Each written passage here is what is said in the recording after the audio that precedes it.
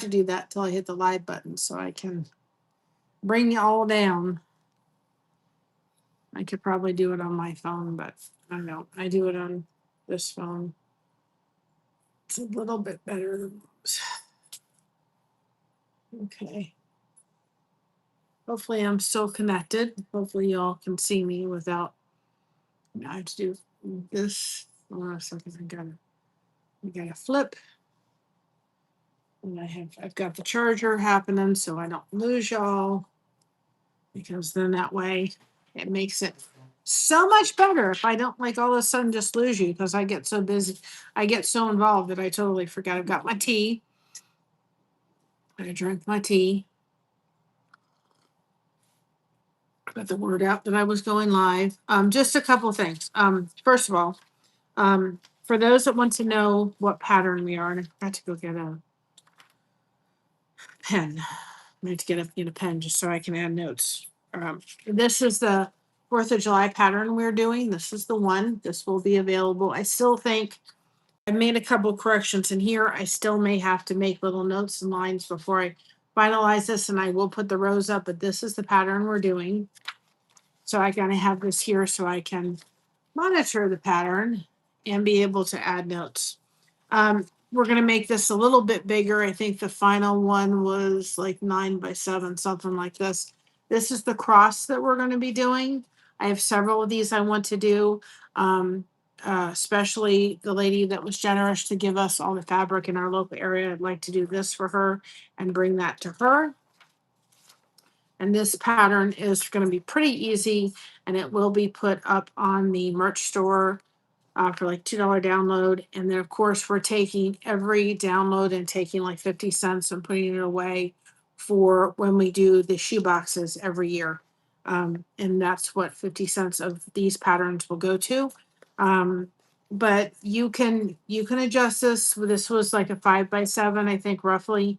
We adjusted and made it a little bit bigger. You can make it an 8 by 11. You can make it an 8 by 10, whatever it is. And if you go look at that framing that I gave you from the lady, that channel I shared with you all, that framing, you can pretty much cut your foam board to exactly what you need and make the frame from that. So you're not kind of tied in to what you need to do. And if you're coming on in, please do hashtag blessed in the chat in order to have people connect with your channel. I also will drop the fabric list in every supply that we're using. I'm going to add the glue that we're using, and I'm also going to add a glue that I found with like tools that may be easier than the seam rippers to use or to be able to place the glue in. So they're like styluses. I'm going to order those later. And I'm going to also order, I can't think what it is now. The board or the cardstock board for scoring so that we can make the frames. When we're at the goose on Friday, this is the goose pattern that I'm going to be doing. I still have to test out. Isn't that goose cooked? Goose cute. Try to come out with that. I'm going to test this out. And then if everything lines up, then I'll put it in the merch store.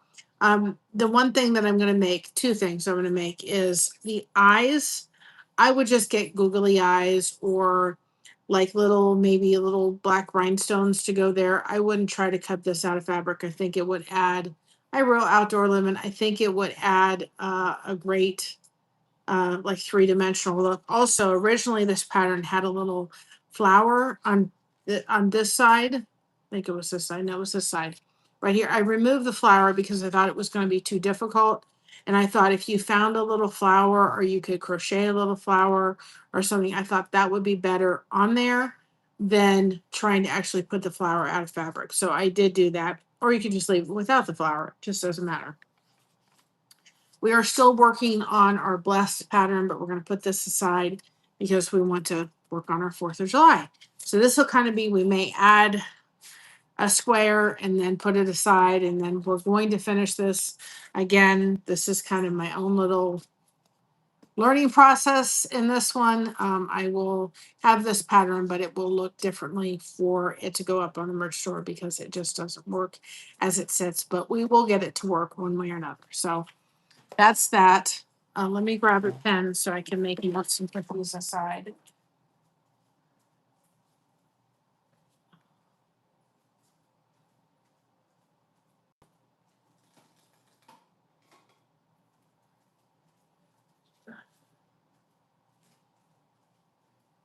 So give me just a second, guys. I gotta have to kind of put stuff over here.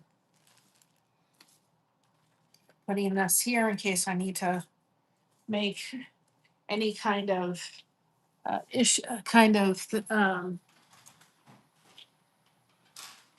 corrections so that I know so I can make the correction on the pattern. The shirt I'm wearing is a shirt I figure I kind of wore some coming on 4th of July. I got this last year. And if y'all haven't noticed or haven't know this channel, this is our life's adventures. They have 8 monkeys. They now have 9. And this channel is really a channel I enjoy watching on Facebook and on YouTube and watching all the animals, and they have me laugh. And I found this channel when my aunt passed away, and it really, really was something when I was just really struggling. They were just a channel I could go to and have a nice laugh, and it was just good for myself. So anyway, that's kind of where that is. Little supplies here. Also, while we are here until it melts, my juice. And today I have kiwi and apple, pineapple, orange, and some more apple in the juice today. That's what I felt like. So just let that do its thing. And find out when I don't have it, I miss it. I will be adding this. Oh, I'm doing pretty good. I have a headache, but other than that, I'm doing pretty good. But it is what it is. I will be putting this in the fabric list as far as the glue. I will also be adding that other glue, the regular strength glue, to the fabric list because it also has those little stylists. And I'm kind of wondering whether or not they may be a little bit better to use. And some of the other people on this journey, because I'm on a group on Facebook, said, I wonder if that would be the case too. So we'll see. I figure I'll get them. If not, they could be used to put maybe the glue in if need be. So yeah. Yeah, so do I. They're part of fibromyalgia, and let me tell you. It's not for the faint of heart, that's for sure. So we have actually, I think I'll move my pattern over here. We have our pattern there in case we need to reference it. We have our flag. I went ahead and cut this out, and I'll tell you why. It's because I said the last time I did this, I just wasn't going to try to cut this out anymore with you all because you could figure out how to cut, but I can focus a little bit better. And it's just, there's no need for you to sit me and watch me for half an hour, 45 minutes cutting it out. So every once in a while, I'll show people how to cut it out, but I think y'all kind of get the thing. You put your pattern on top of here, and you do all the cuts, all these lines. You do your thing. That's how you cut it out, right? So now we got to decide where to start. I did get these. I also did find out recently by just watching other people that we are going to take, once we do all this, all these little seams, you see all these things for the flag. We're going to take those, and actually I've got some shiny cord and I didn't grab it before I sat down, but we don't need it this specific moment. And we are going to put that there. You can take cord, you could take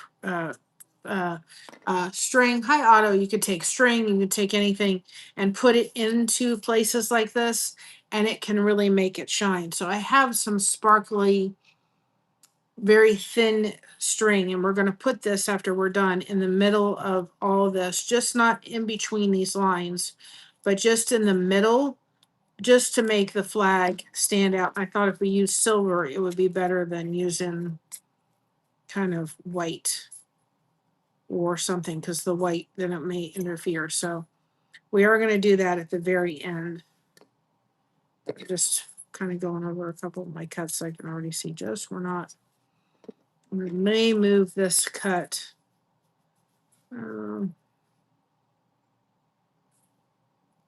Because every other cut is not lined up. I think we're going to move this cut just over here because it's just not going to. We're going to move that cut. It lines up way too much. We can. So that's. And two, if you're testing out patterns, have your pattern, your original pattern, next to you. Like here, we've got these two things, and I'm going to move this line kind of over here.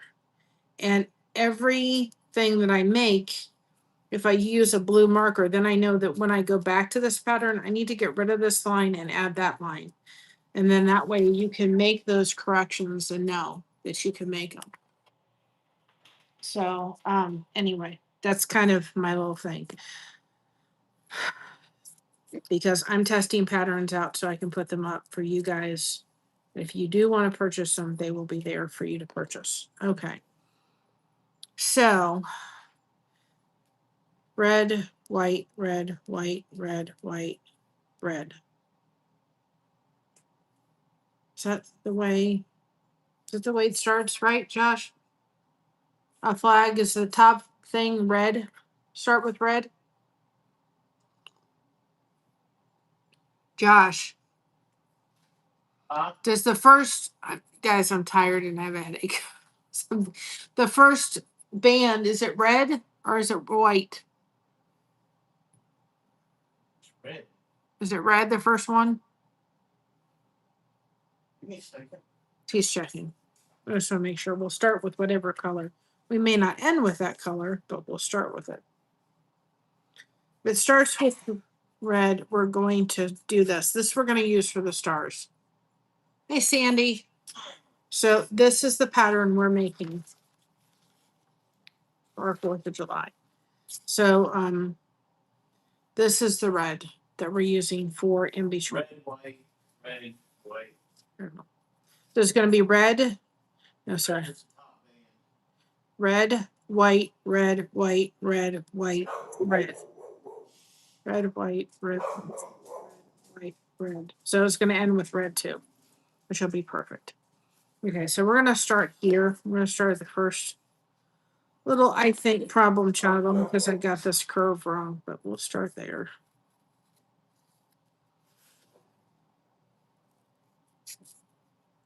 And you can tell, I mean, I'm starting to learn, like, if it's not deep enough, I'm starting to learn.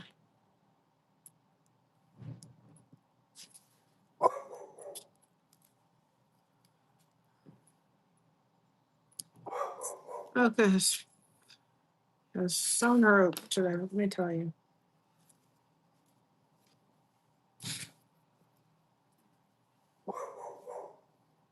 So we're still working on the other pattern. I just had to put that aside because I had to do this one.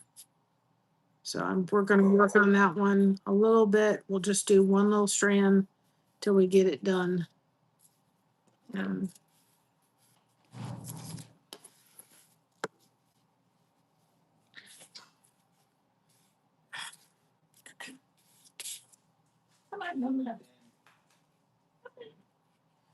There is a fly. My mother has gotten rid of it, but Mocha hides under the bed whenever she sees a fly.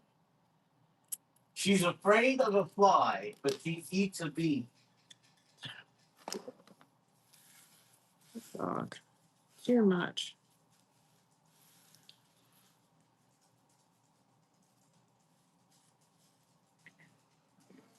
Yeah, it's hot. Our normal lady that comes and walks her won't be able to because it's too hot outside.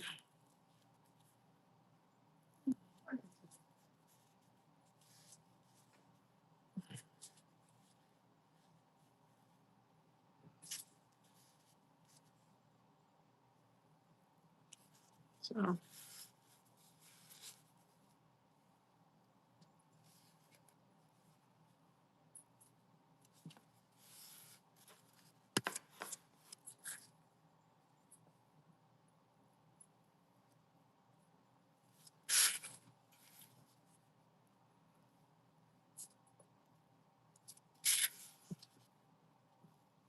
you're just going to take your seam ripper gently and just put your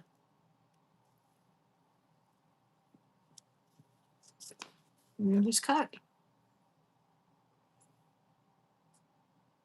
Oh yeah, I can tell you what it is.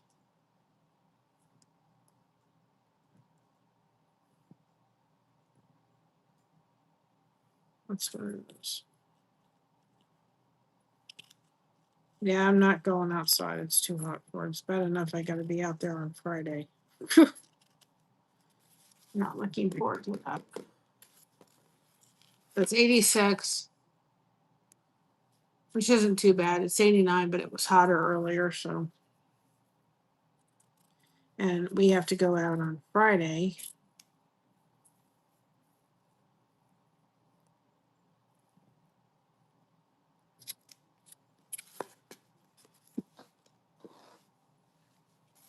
So we're about the same, but I guess it's supposed to be a dome effect or something like that. Something.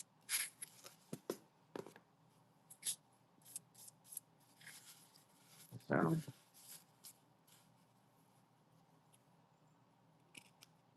But we were having Thanksgiving dinner on 4th of July, just to let y'all know. Because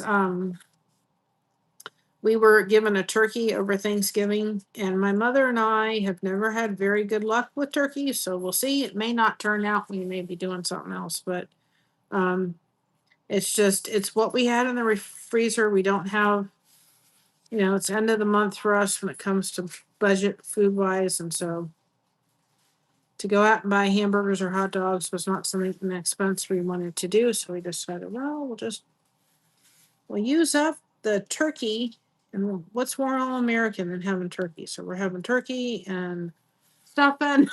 we're having a Thanksgiving because it's just like we need to eat the turkey up. So that's what we're doing.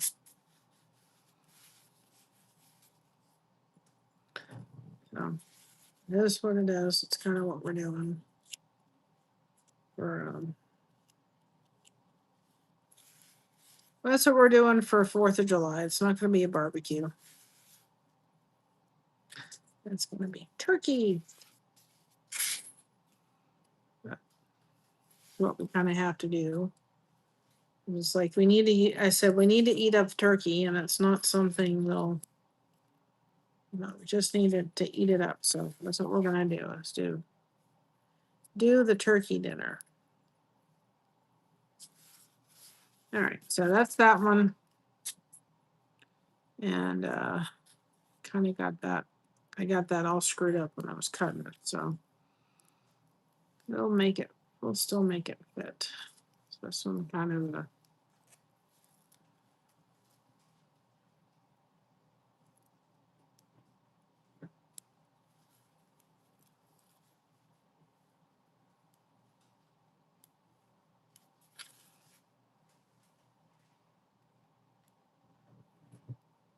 All right, let's try. I gotta put this. And you have to be very careful too. You're not trying to stuff too much fabric in the holes, because then, it'll.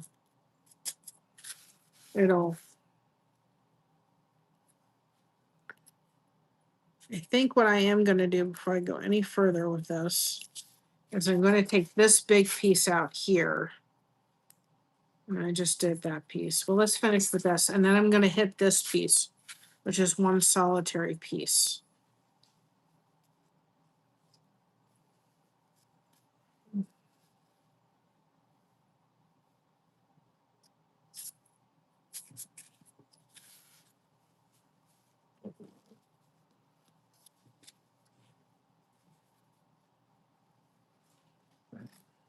Gotta get some pieces done. Oh, and I was in the garage. We were looking for something. We ended up just having to go out and buy a new one because Josh couldn't find it to cut with. But I found a lot of Christina's tie-dye she did with the bandanas. And so I did save some of them for another project I'm going to be doing off of here. But there's tie-dye ones that we were doing when we did the face masks and their bandanas, but they're still fabric. So I got what I can use. And then of course I had to save some for projects. I have some solid colors. And I figure out, well, let's get these used up. So I'm putting that with all the fabric that we can use too as well, because we're not using it for face masks anymore. So it's just sitting out there. So I thought, well, I'll grab this and we will use that. So that's kind of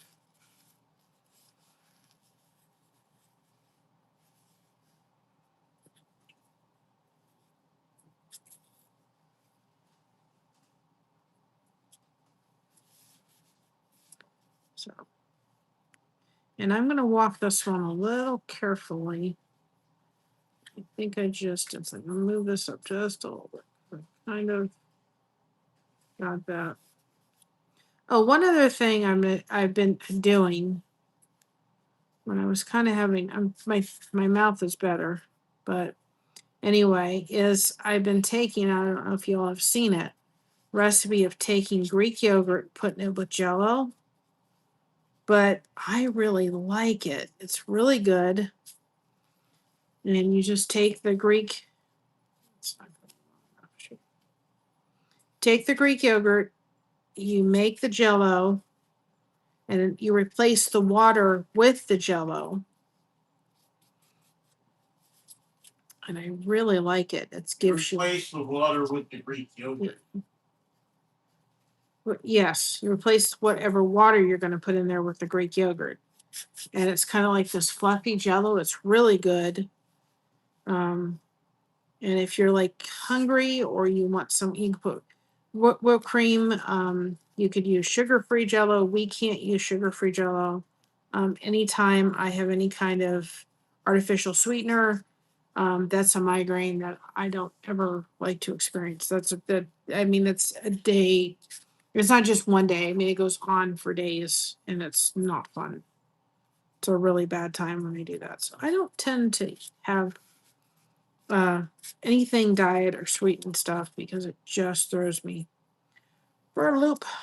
So I have to use regular Jello, which is still, it's a nice treat. I mean, I know that with the sugar free you could sit and have the whole container, but I'd like to not have glutton for punishment. Yeah, we're gonna have Thanksgiving dinner for our 4th of July. And I'm going to be adding, I have the glue that I've been using to kind of, if frays happen, but I'm going to be putting onto the list the regular strength tacky glue, but then it also comes with like these tools, like these stylists and stuff. And I'm thinking, they call them precision tools for the glue or what have you. And I'd like to try some of those tools too. Maybe in some areas they may be better than the seam ripper. And that's what a couple people, when I shared it in the Facebook group I'm in, said maybe that would be the truth too as well. So I'm going to order them. I just figured they'd be extra little tools in our arsenal of stuff, and we'll go from there.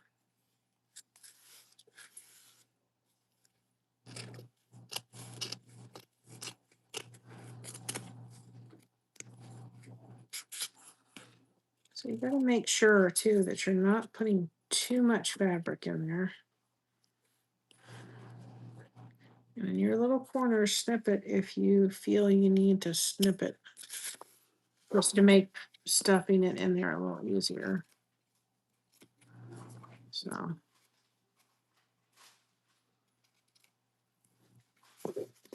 What is everybody's plans for the 4th?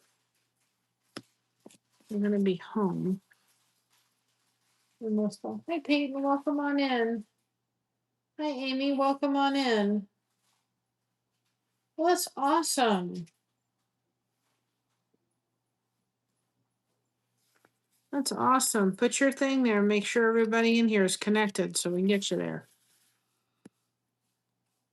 It's all about making those connections, guys. Let's make them the right way. Because just making them to make them doesn't make them. You want to make sure you're making them so that you're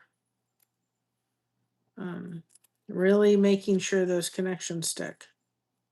Now, I was listening to a guy on YouTube, and he just says he's kind of lives off grid, and he said, I don't have a lot of friends, and he said, but he said YouTube, and he's going through a little hard time. He's going through a divorce, and he just was talking about the YouTube community. He said, you guys are just, because he was just going to shut his channel down. And he said, the original purpose of this channel has changed since everything kind of happened. And he said, it's my YouTube community that won't let me quit. And he said, you guys are just amazing. And I thought, he said, I don't have a lot. He said, there's my neighbors and stuff. But he said, my YouTube community has really become such a part of my life and family. And he doesn't have any children. And I thought,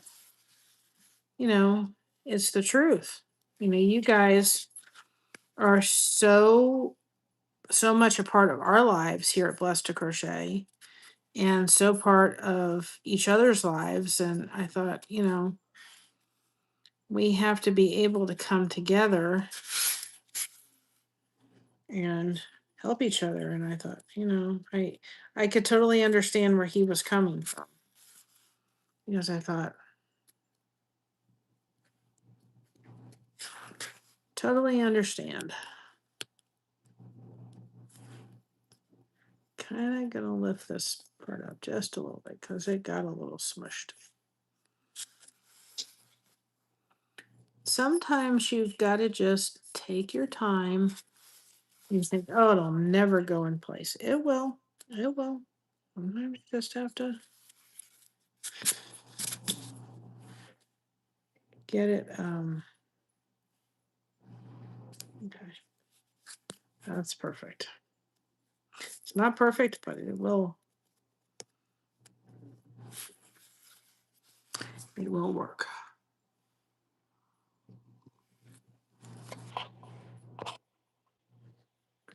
Welcome in, Blondie. That's awesome. Hi, Zach. I was in your live. Hi, Lucy. I was in your live today. It was really nice. And you were talking about, Blondie was talking about, doing the channel for her. I think it was your nephew or your brother. I can't remember if I got it wrong. That's disabled, that loves seeing you drive the truck.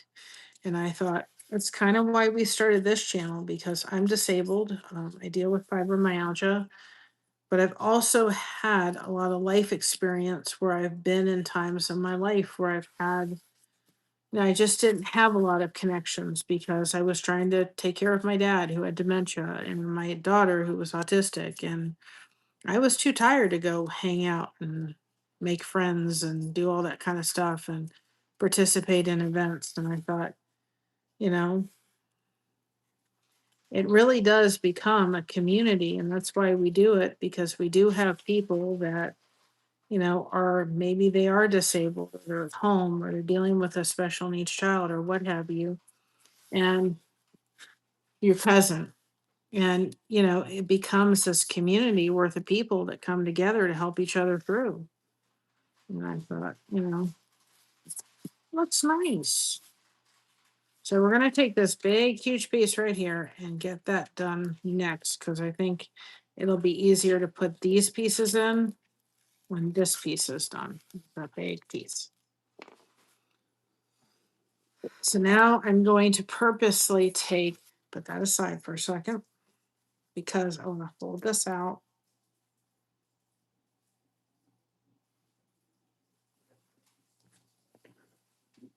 So I want to find kind of where I want to put kind of like that little section. And that section's up here too, but I kind of want that to be in the middle.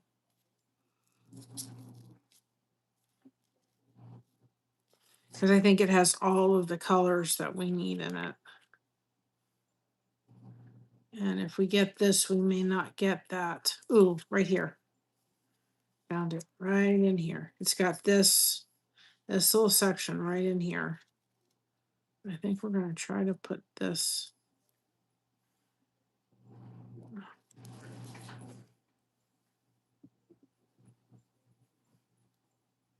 Oh, sign mother put on the door. I'm like, what the heck is that noise? Okay. Kind of that. Now this is where I'm going to need my, oh.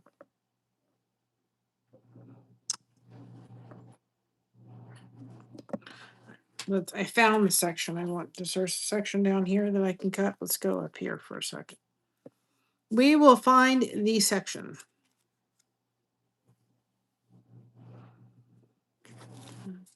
It's kind of right. Oh, it's something on there. Ooh. No.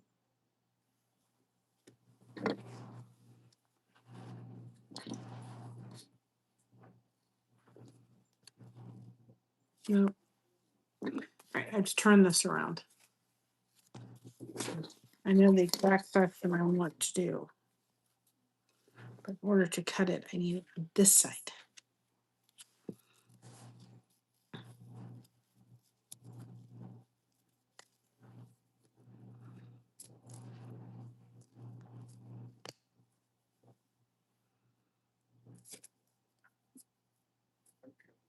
I think I like right in there. So you always have to cut your fabric a little bit bigger. Lay that out better. Because it's got to fit in there. So you don't want to make it, you don't need it tremendously big, but we are going to cut it just a little bit bigger. Okay. Kind of something like that. Till I can pull it away from this thing. Okay.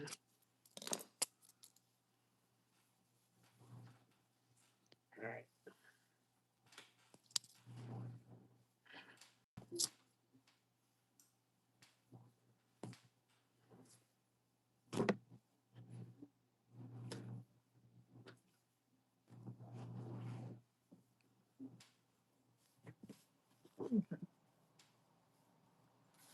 That there.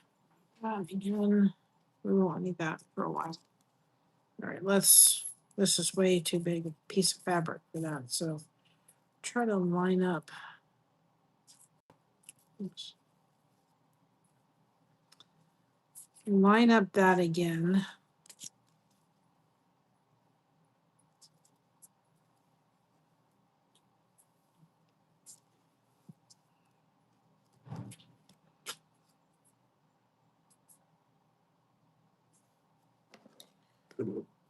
And then we'll put this in our little scrap pile over there.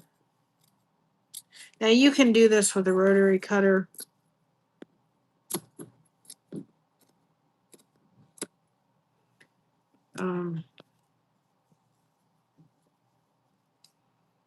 For sure, so you can get it better. You can get the curves in there if you want.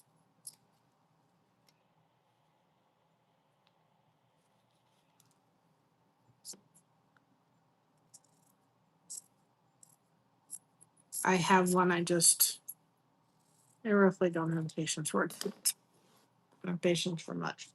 Putting this in a little scrap pile. You never know. Use those scraps.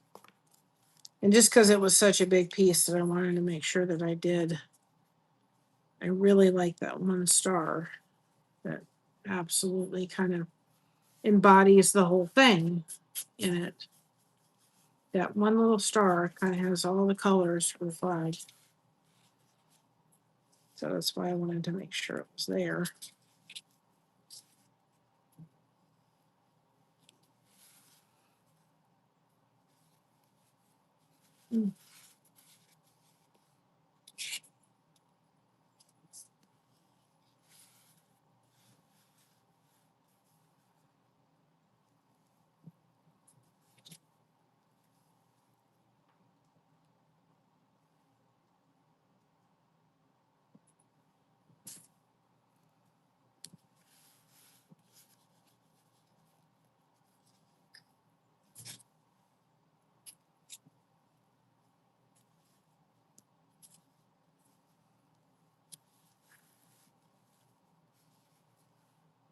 And if I get quiet during this, it's because it's really relaxing.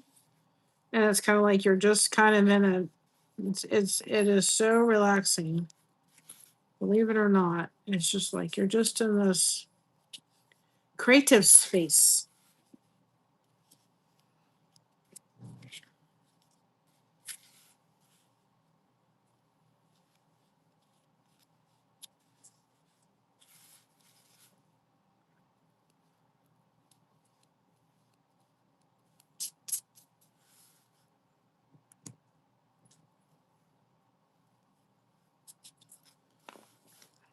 That looks really cool.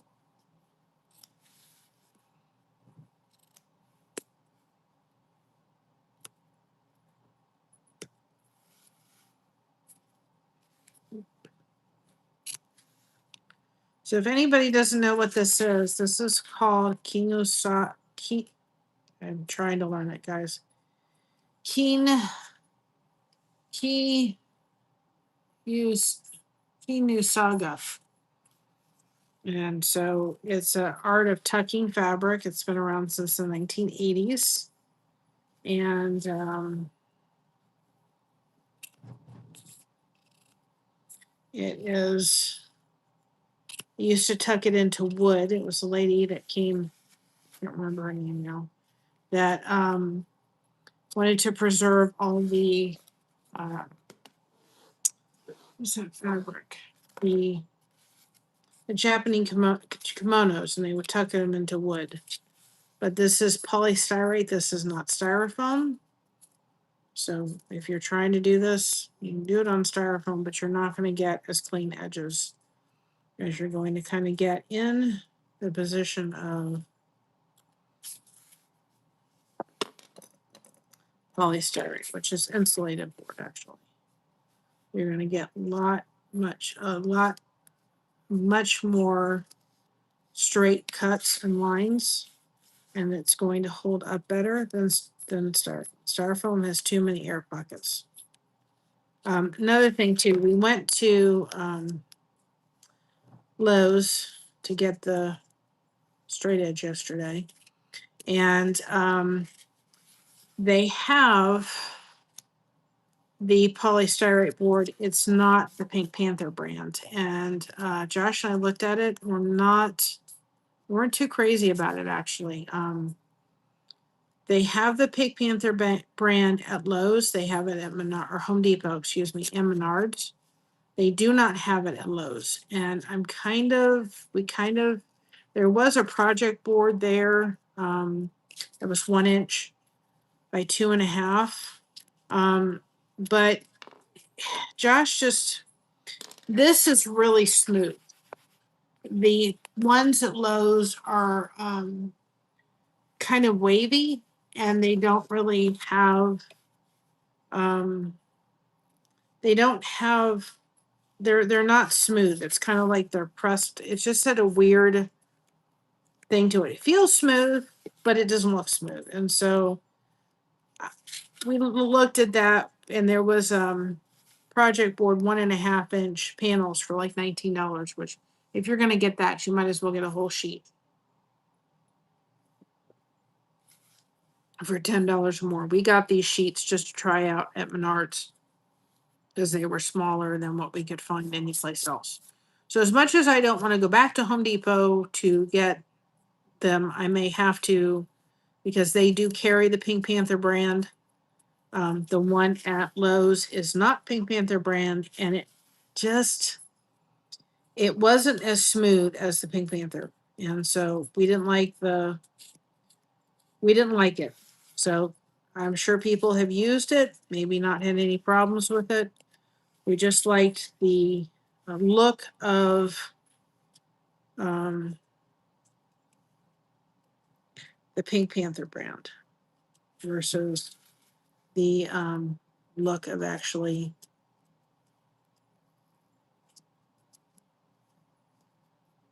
the project boards at Menards, or at home at Lowe's. I'm gonna get it right. There's too many things floating in my head right now, guys. So anyway, that's kind of where we feel. We just looked at it. You're welcome. We thought we'd get a test piece to try, and the more we looked at it, the more we just didn't like it. But that was us. There's just it's just a groove. Yeah, I mean, I really like that star fabric. It was really cool.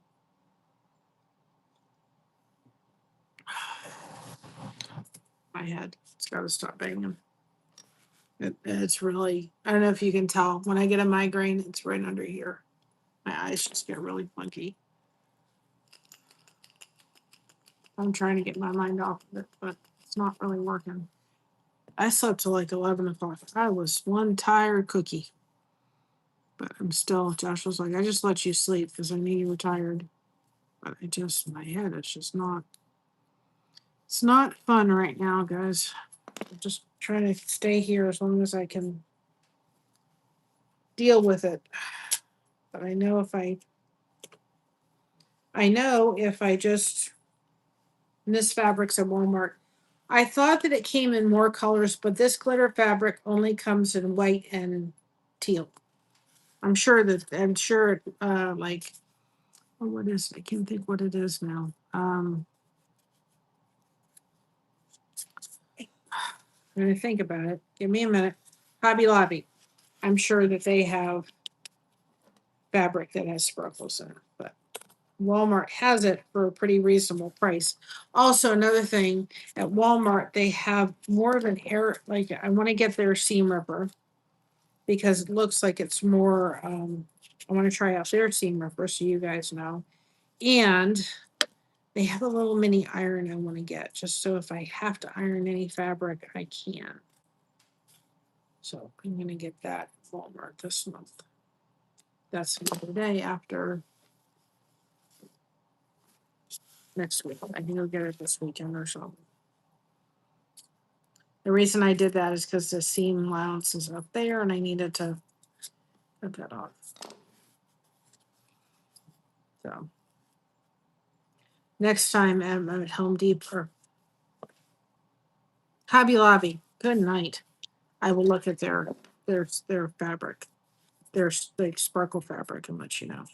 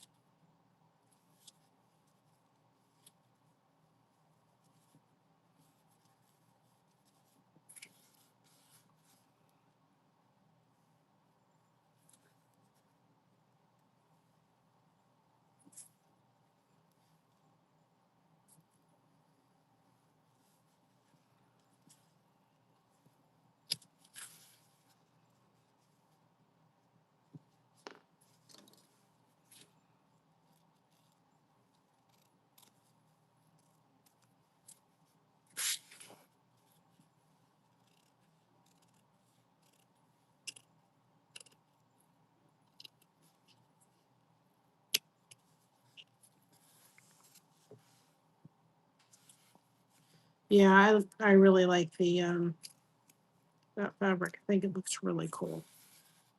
The star fabric. I like the glitter fabric too. I just think it looks better than just plain white. It adds a little sparkle, right?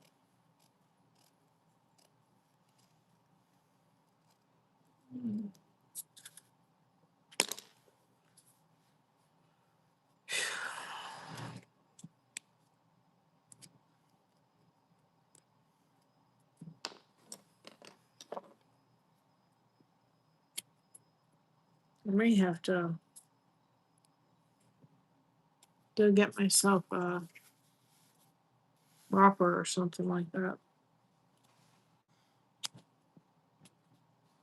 Because I've had the headache for a couple of days. It's just not. It's not dying down. Either that or I can go to Culver's and get some. I may have to end up doing that a little bit here. Because man, I hate migraines. I hate them. I hate them. I hate them. Wouldn't wish them on my worst enemy. Those are not fun at all. But sometimes it takes McDonald's or Culver's or something like that, where it's like, in order to get rid of it. I may need to go get something like that eventually here, because it's just not dying now. And I can tell when it's one of those kind of headaches versus just what it does. Of course, Culver's has like the best onion rings. They have really good onion rings. I love their onion rings. It's funny because Josh will be like, you need something from, he'll know. He looked at me today, he said, boy, he said, that may be a headache that's not going to go away without you doing something. I said, I know. But we'll see.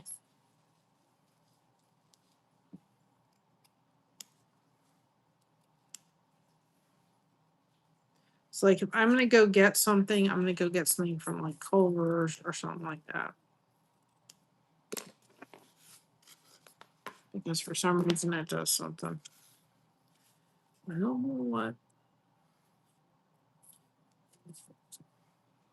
The McDonald's by our house, I will not have. I just will not touch that one with 10 foot. Because a while back ago, we went there. And it was just a simple, I was just going to get, we were going on to something. We didn't have much time for it. Stopped there, and all I had was a double cheeseburger. It was the coldest cheeseburger I'd ever had from McDonald's in my life. And I have never wanted to eat there again. That specific one. I'm not a McDonald's person. I do prefer like Burger King, and I prefer Culver's over any of those. I'm not one to. My daughter likes McDonald's, but it was just absolutely. I mean, it was the coldest. I thought I can't even. I was afraid to eat it because it was so cold. Like, this doesn't even feel like it's heated up. So, ever since, I mean, the only thing I will have from there is their ice cream at the one by our house. I actually will go up the road. There's another McDonald's near to where we get onto the highway. And I'll go there and get stuff. And we actually went there one time. We had a fish sandwich and it was like nice and hot, and it wasn't cold. It's like, I won't touch that. I won't have it. It's like that turned me right off. And the problem was we couldn't go back. I think I did call them and then, to get another one or something. I don't even know what I did, but I just remember we couldn't go because we were running behind for something. I can't remember whether it was we were having, whether it was the wedding rehearsal. I can't remember what we were doing, that we were like, there was just so much going on. It was not even worth it. I can't remember what it was. But all I know is we didn't do it. I never went back there to have anything.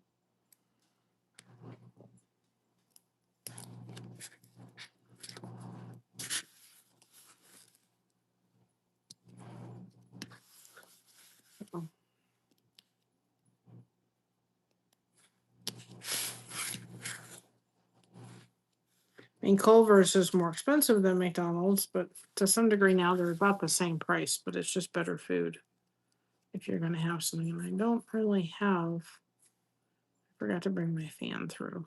Nuts. I don't really have a lot of stuff. I don't, when I have a soda, like I had a soda today, hoping that was going to help. I had a Coke. But it's only an 8-ounce thing, and that's it. It's like I don't have stuff.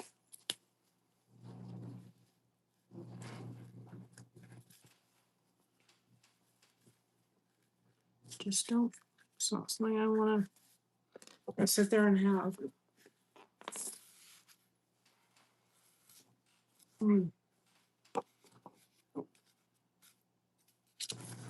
So I may not be on here terribly long tonight, but I figured out we had to get started with this one because the 4th's right around the corner.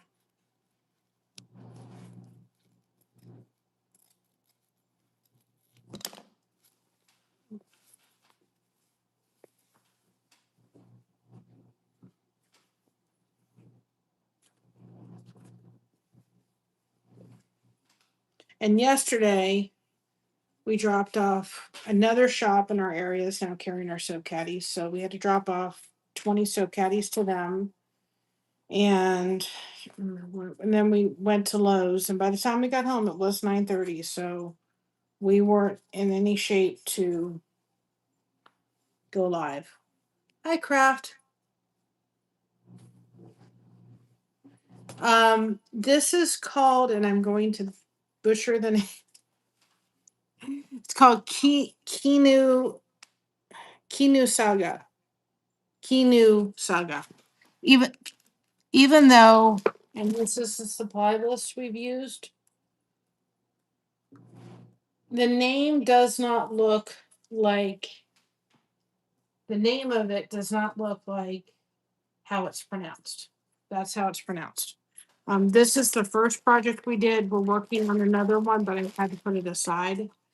Where you tuck, this is the first one we did. You are not using, you're using insulated board. Oops, insulated board. You are not using styrofoam. And styrofoam will not give you clear lines. Styrofoam has too many air pockets.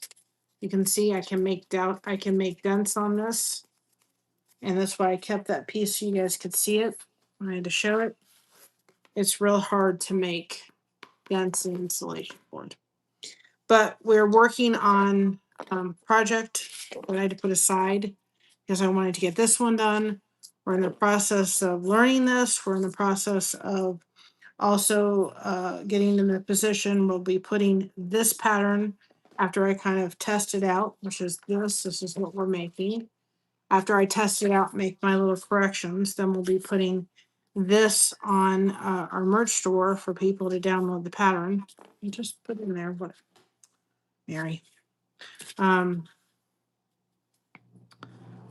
we'll be putting this on there to so people can download patterns. We're testing out patterns and adding that to our merch store for like $2 downloads.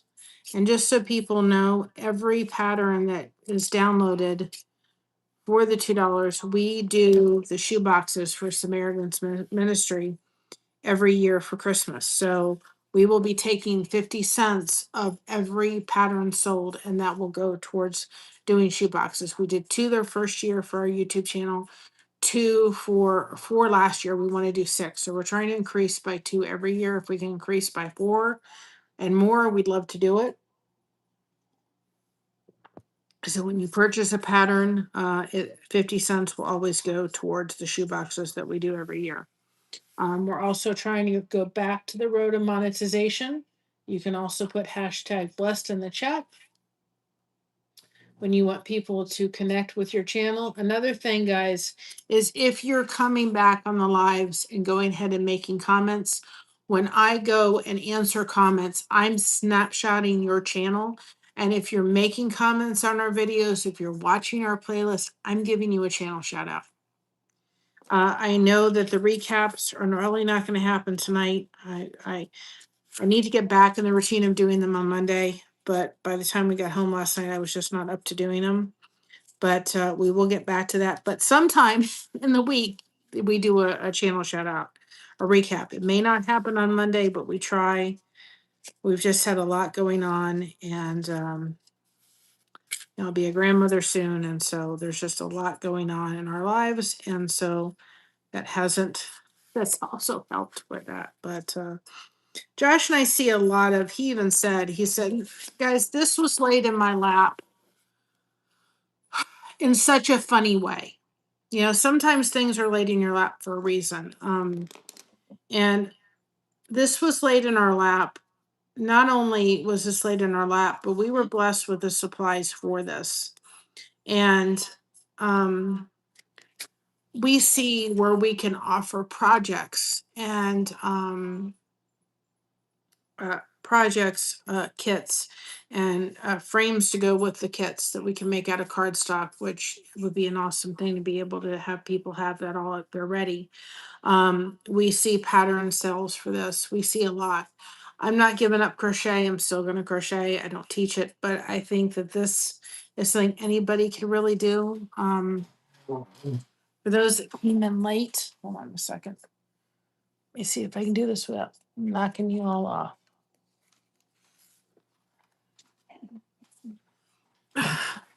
Um, this is one of the patterns that we're going to be doing. A lady in our local neighborhood gave us some fabric, so I will be doing this one for her with her fabric that she gave and bringing her this pattern. We are going to be at a local event on Friday. Be praying that it's not terribly too hot. I think it will be. It's actually the event at the Goose, and this will be the pattern we will be working on when we're there selling our soap caddies, but showing people this new art form. And after I test this one out, this will be available. Now, the eyes will be something that I would just tell you go get googly eyes or go get little black, rhinestones or even buttons to put there.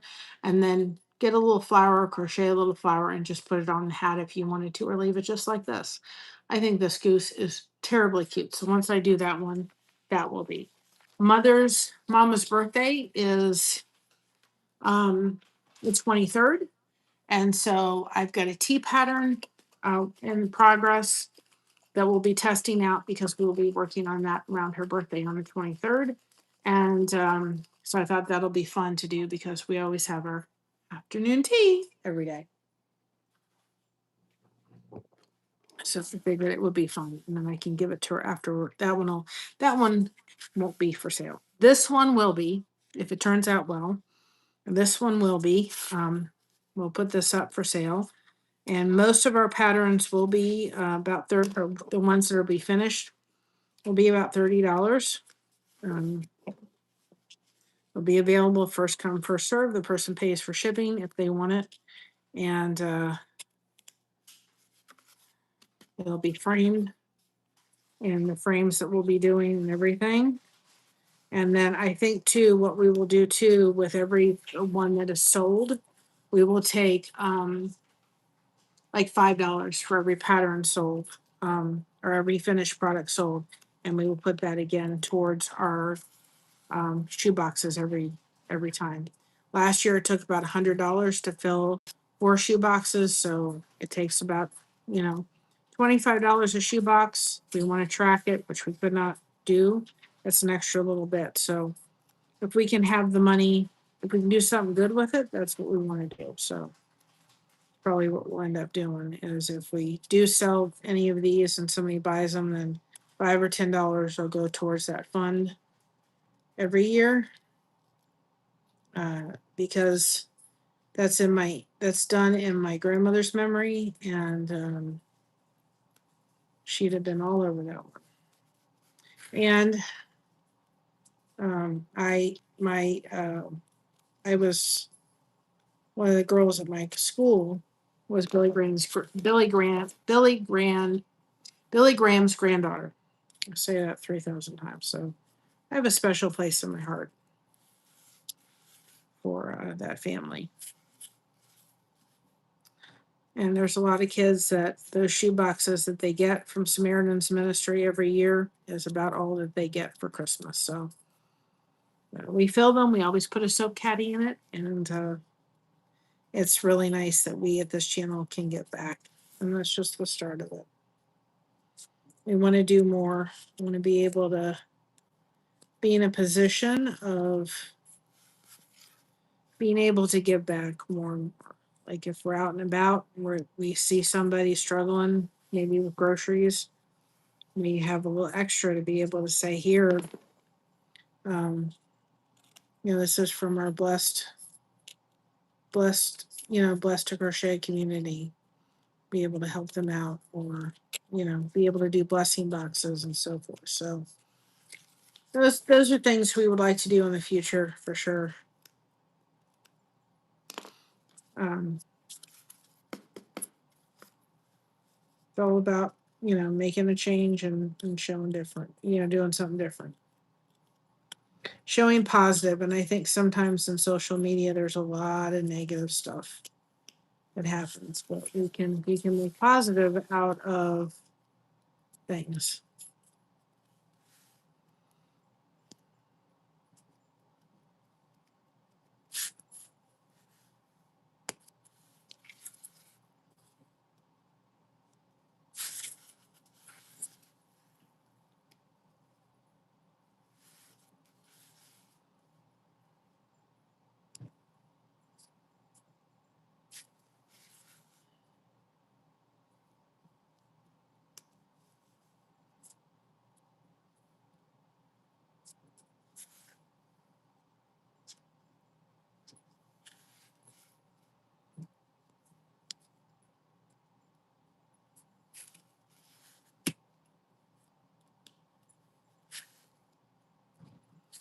Trying to get this little piece to come down as a frame on me.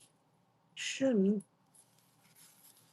Sometimes they don't want to cooperate. Sometimes you need to just take your little seam ripper and kind of go in here and finagle the piece above.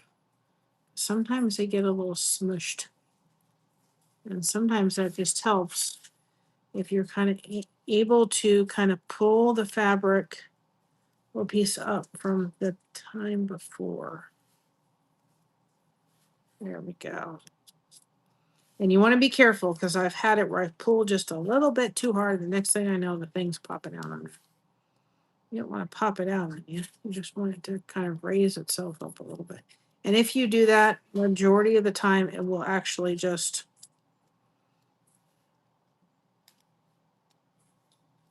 it will fall. It'll go right in place.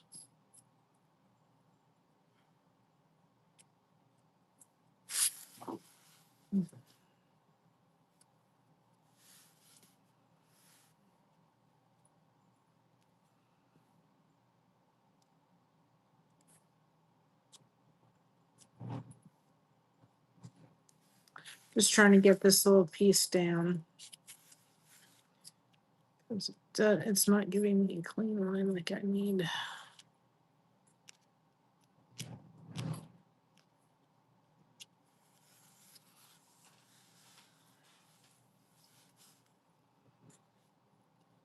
Come on. You're going to want to go down like I want you to. Yes, I talk to my projects. I talk to myself. It's the only person that listens to me sometimes. I don't know how many people talk to themselves, but you know what? If you have dyslexia, which I do, it is the way that sometimes your brain operates. It's only been out since 1980, so actually this craft project's older than me. Or I'm older than the craft project, if that tells you anything. It's only been around since 1980. It was originally done, and I cannot remember the lady who did it, but she was doing it as a way of preserving. It was actually used to be done in wood. But it was done, and I'm a perfectionist when it comes to this stuff, unfortunately. So sometimes I overdo, or I don't, like I want it to be perfect, and it's not going to be. She was trying to preserve the kimonos, and so it was actually done in wood, and now they do it in this insulated board. What I was trying to fry. So, only been around since 1980. There we go. That looks really good. I think I'm doing even better than before. It's only my third time doing this. So you get better and better and better as you do it. I can guarantee you that. Like I said, I have started to see it explode, probably because I'm paying attention a lot more. And this is the knife or thing that we use. This is the one. I would highly, highly, highly recommend it over just a regular thing that is on our fabric list of all the supplies that we got. Hey, Riches, welcome on in. We're still working on Blessed, so I'm not giving that one up, but we have to start the flag one.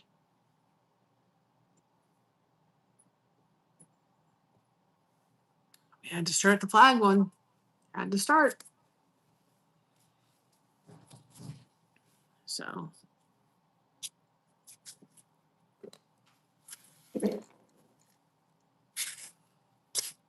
And we've got these two. This is going to be one we're going to do with the fabric that the lady gave us.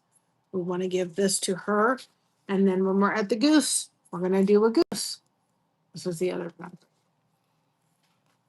Had to do yard work in this heat. I'm not. My mother always loved to go out and do yard work, and I was like, yeah. I was not one that wanted to have anything to do with plants. I was like, yeah. I was always the girl that wanted to be inside with the crafts. But my aunt was she does beautiful pictures. I mean, gorgeous pictures. She's a professional artist. And she does beautiful, beautiful pictures. And um, and my grandmother was also very crafty. She did a painting, and um, she had a bookstore, and so I think I got my thing from her for that part of it. It was not one.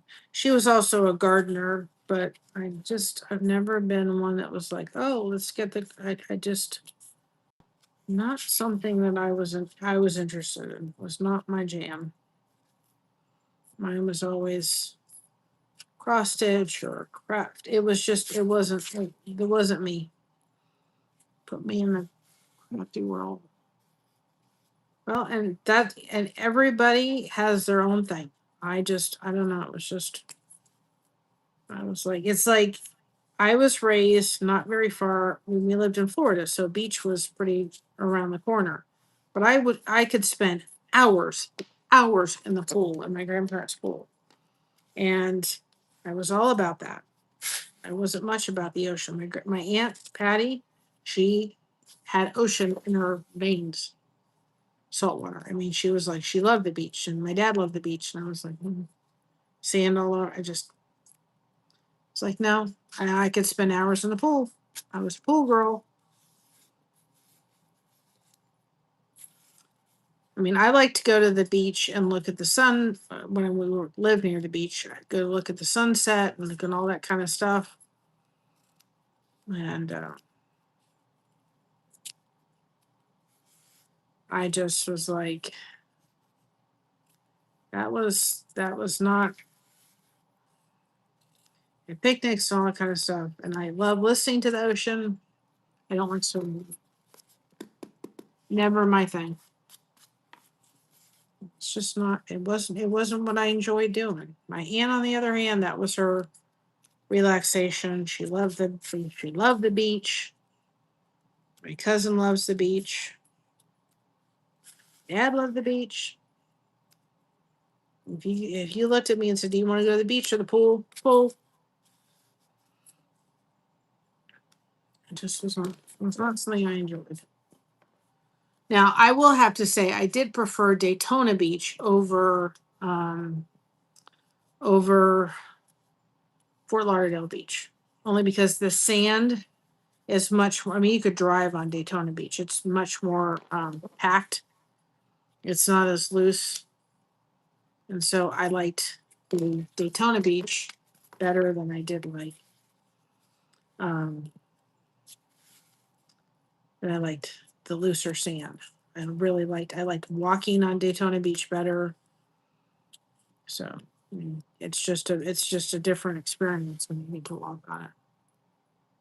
Yeah.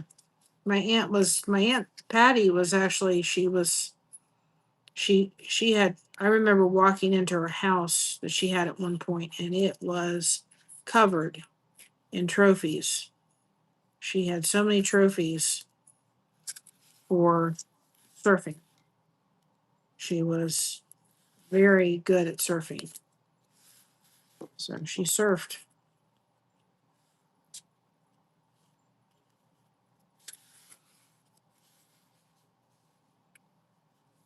Yeah, it wasn't that I was good. It had nothing to do with it. Just I also was kind of one of those girls that I'm like, if I can't see what's below me, neither. I was like, no way. I wanted to see the water. The water was crystal clear. It was usually okay. Dad liked to body surf. You know, my aunt actually did competitions when she was young in her young years. She won trophies for surfing. She was an amazing surfer. So I could spend hours. I mean, 3 hours in the pool, easy. I lived at my grandparents' pool.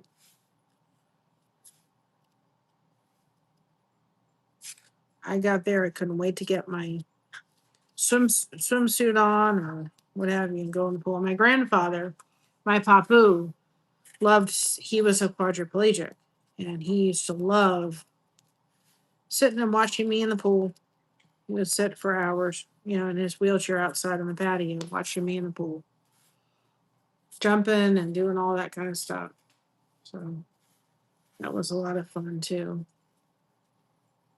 A lot of good memories. And Papu, watch me do this, and Papu, watch me do a cannonball, and all that stuff. My uncle, who I'm sure he was a little bit tipsy on something. He was an alcoholic for a lot of his life. I'll never forget. Came into the string area, and he sat there, and I said to him, I said, Steven, when are you coming in the pool? It's probably like 8 or 9, and he just took everything out of his pockets, jumped in, clothes and all, took his shoes off. My grandmother was so mad. Oh, goodness. I thought it was funny. I was laughing. I thought it was a riot. My grandmother did not think it was funny at all. She was not happy with her son that jumped into the pool. I thought it was hysterical. My grandmother did not think it was funny. He just jumped right in the pool.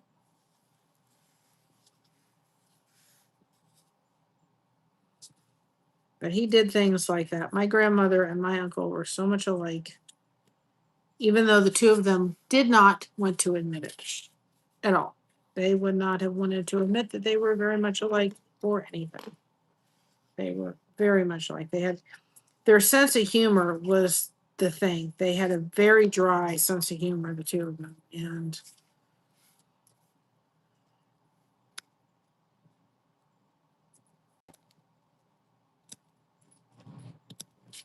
it was they could irritate the heck out of each other. And if he was sober, he probably would have been a lot more joy to be around. This boy. Alcohol, what he could have accomplished, he was a smart cookie.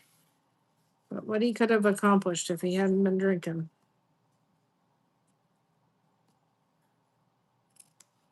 But, you know, between having an alcoholic father and having being in Vietnam, both of those things just really made it difficult for him.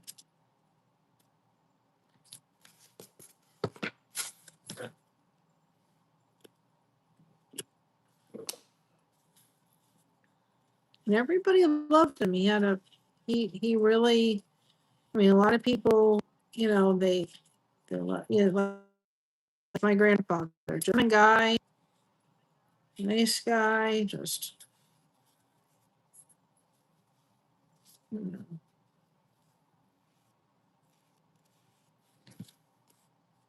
had a really good dry sense of humor, intelligent. I mean, very smart, very, very,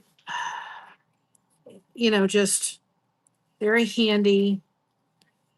But alcohol took over. And, opportunities he could have had, he lost because, nobody could trust him. My mom used to say if he's told me it was raining outside, I had to check and make sure it was because I couldn't trust my brother. You know, unfortunately, that's what coffee. That's what That's what alcohol and drugs do. You know, they're the biggest liars in the world. So what you think? You know,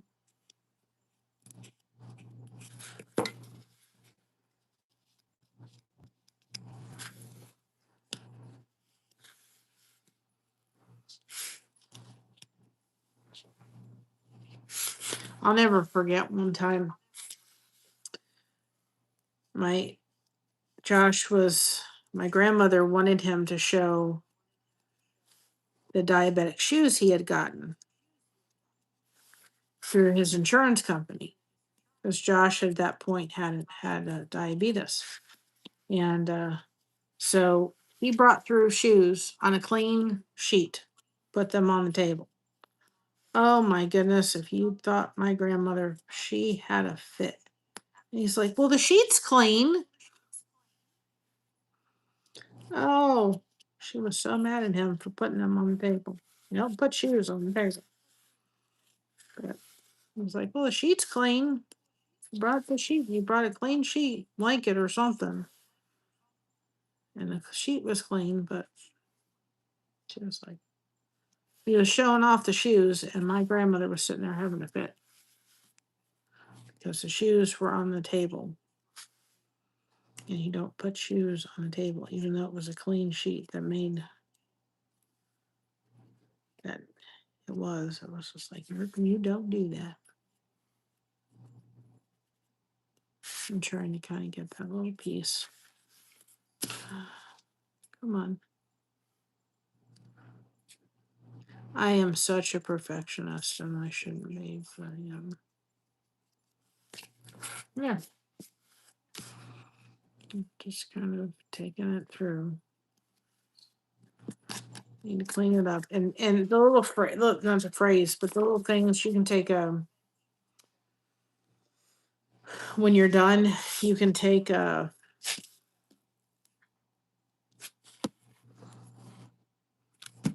lint roller. Guys, I'm sorry. I am just, my head really hurts, and I'm trying to focus on something else beside the fact that my head is hurting, but it's not. Trying to get this little piece, it's just not wanting to go,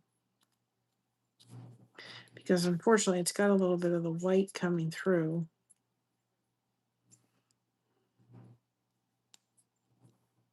I'm trying to get it to, you want that strip looking red, not having white. I think I finally got it.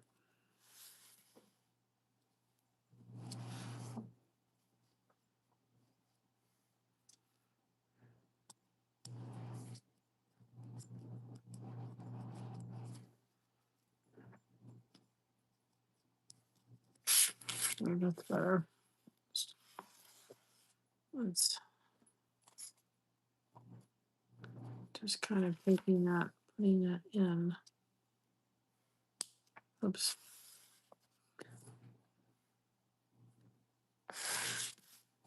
Now sometimes you gotta just pull. You can't do it very hard, because you're gonna now see, that was the ticket. That's what that little piece needed. I bent that down, and I just needed to go in with my seam ripper and go underneath, and that just kind of pulls all that up. So if you're kind of going through one and it's just not cooperating, that's what it needed. Now it doesn't look like the white's there. It just needed a little lift. But you don't want to do it too much, because you will literally pop it out if you try to go in too much. But if you need to, just take your seam ripper and you will get it to, it'll all make it, like right here. I just probably need to do a little bit more. So if you feel like you're kind of going through that little area where you've kind of pushed it down a little bit, just take your seam ripper and go underneath, and it will do it, and it fixed it right there. Now it doesn't look like I've got white coming through that line, which I know. Yes, I'm using the sparkle white for it. Now I did go to Walmart, and they only have the sparkle white in this and an aqua color. So it's not, and I thought it was in more colors.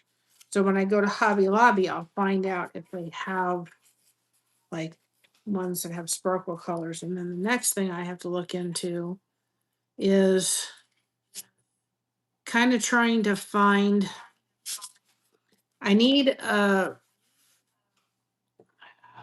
like a spray that's flexible.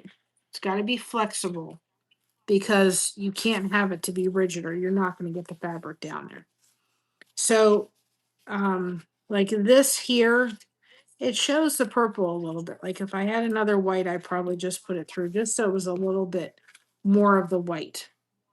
But it works, it's fine, but those it's not as it's a nice contrast because everything else is the way it is. But um it kind of still shows to me anyway a little bit of the purple, but it's still nice because it's not in your face either, which I don't think would be right for this pattern. But I need to find, they have sprays that you can spray on that would be permanent sprays, kind of permanent spray glue, but it would be flexible. So that, like, if you're putting this, you need to put something, or there's something that's kind of see through, you got to put some white behind it so you can show it off, or another color behind it. Or another thing too is they have beautiful tulle too in different colors, which would lend sparkle to it. So if you wanted the white or a matching color with the tulle on top, you can spray that on. So that's something I still have to kind of look for. I'm getting my juice ready. Spinach, kale, apple, orange, and pineapple today. That's what I felt like, especially what was in the freezer. Easy access, and I didn't feel like digging for anything to get it. So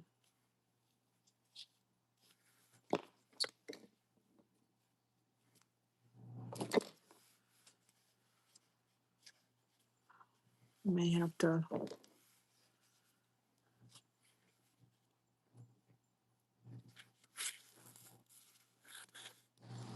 You forgot to get the spray. Yeah, I've got to test that out. Working a little. Ooh, I'd love to. You're gonna have to. Absolutely, you're gonna have to show me that. I'd love to see that. I'm so glad that I've inspired some people to try this. It makes my heart very happy that I've inspired people to try this out. And that I want to see that.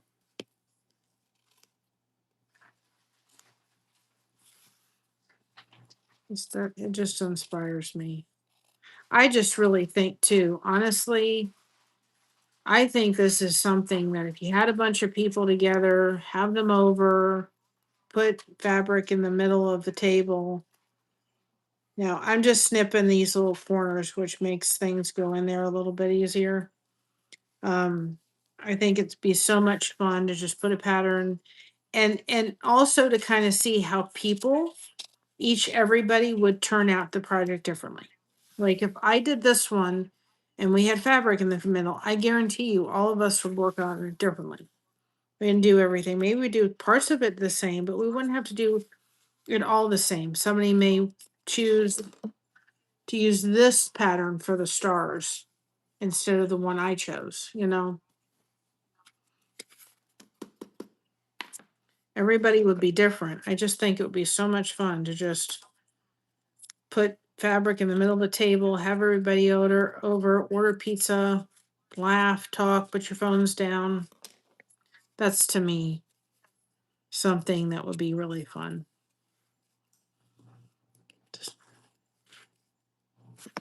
I think it would be a lot of fun.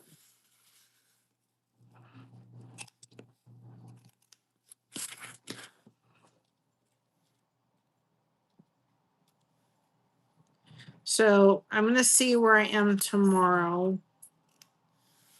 I really have to kind of get whatever soap caddies I'm going to get done. I've got to get done tomorrow. And so I may not come live tomorrow only because I may need to really kind of work on those. Because whatever soap caddies I need done, yeah, it does, doesn't it? I got to get done tomorrow because they've got to sit till Thursday, and then Thursday they got to be washed and hang up, dry, and bagged before the event. So I may be just working on soap caddies tomorrow. We shall see. But then I can work on this on the 4th. And this will be, I still can do it afterwards. I mean,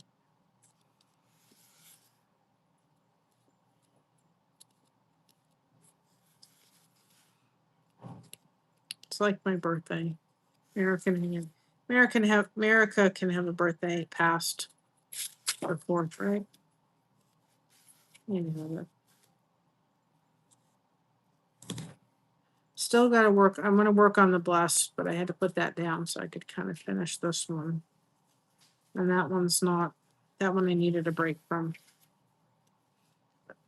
We'll probably just add a square every time we do it till we get it done.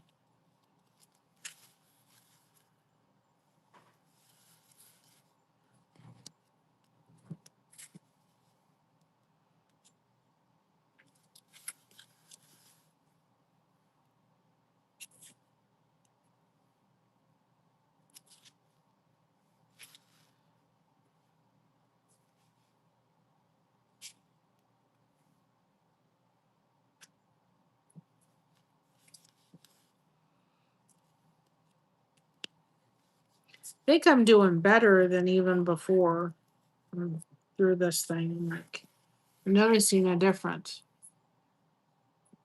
Our soap caddies, I don't have them, they're all in the other room. Our soap caddies are where you put a bar of soap in. We sell them on our merch store for like $5. But our soap caddies are cotton yarn, and you put a bar of soap in, and you use the soap, and then when you're done, you throw it in the washer and put another bar of soap and start over again. We have ours in the bathroom with commando hooks, and this way you use the soap till the very end. I think Sandy has our soap caddies. If I'm mistaken, I'm right. And use them to the very end, and then that way you're not having to waste soap. They're great. You put them in, you hang them. We have ours in a commando hook in our bathroom. And I had a lady in our church who had surgery, and she's like, "Do you know how helpful that was? Because she could only use one arm, so she was able to have the soap and wash her body, and not have it, not have it, not have to, she could do the bath herself." We have a collection of soap caddies that we've done. Hold on a second. And I'll go grab them because it's really hard to explain. Oh, get me up for a second so I'm not getting too stiff. So give me a minute and I'll go show you. You're looking how far we've come with that. Oh, I just stand up with much. It hurts. Not the lunge yourself. Huh? Oh, I just thought you said something.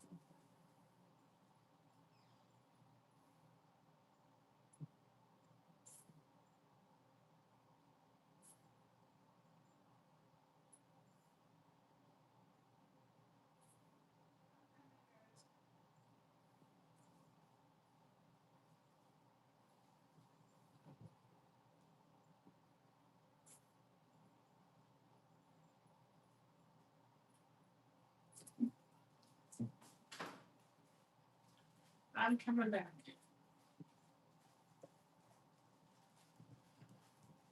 I should have brought them. These are finished. These are our soap caddies. They look like this. And I forgot to bring a finished one through. One that's not. This is our soap caddies. So you just put the bar of soap in here and then you just use it up. We've started a collection. We have all different colors in these. All different colors that we can make them. We also have a collection of ones. We have our stars and stripes soap caddies, so the American flag. We have, hold on a second. We have our Christmas ones. We also have the Grinch ones. We do a brighter green for the Grinch. We have our military soap caddies. So we have the Navy, the Army, we have the Air Force, we have Space Force,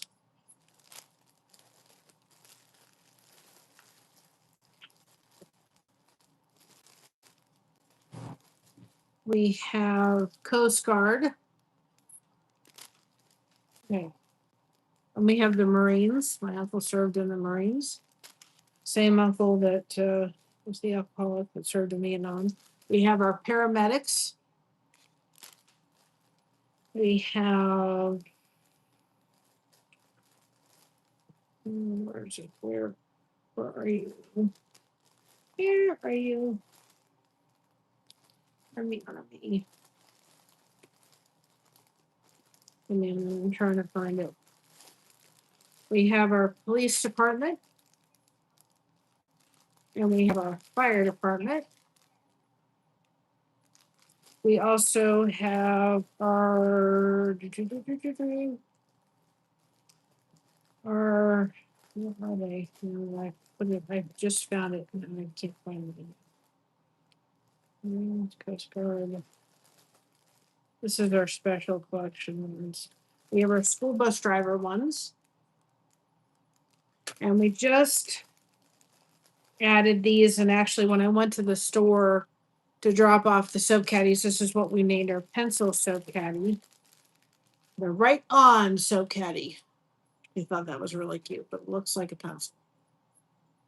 So we have all those, plus we have our regular soap caddy. These are our collection soap caddies. And then we just have our regular ones, and we do them, and there's a lot of colors on the Hobby Lobby that we can do things with, but also do them for baby showers and weddings and all that kind of stuff. But you literally just put your bar soap in here, and you just use these little things on the top. You hang it up and use it till the soap is run out. And then when the soap runs out, throw it in the washer and start all over again. They don't last forever, but they last for a good chunk of time before you need a new one. She had hers last for about a year and a half to 2 years, sometimes about a year, just depending on how much you use it. And so I need a new one. And the girls at the shop yesterday, I gave them all ones because I thought they're going to be this way they can try them. And when somebody at the shop asks about them, they'll know about them because they'll have had experience. And one lady was there and she goes, my goodness gracious, she goes, my daughter has such trouble holding on to soap. And she goes, you know, they make great gifts. Thank you. I try, but we've got them in 3 stores in our local area. So, and we're only increasing that. We live very close to the Amish country, so we're going to be trying to go down to the Amish country because there are places in the Amish country, stores and so forth, that will do commission or consignment. And so I'll purchase them for their stores. So that would be a great place to get them into down there. There are several shops I want to see what they'll do. And then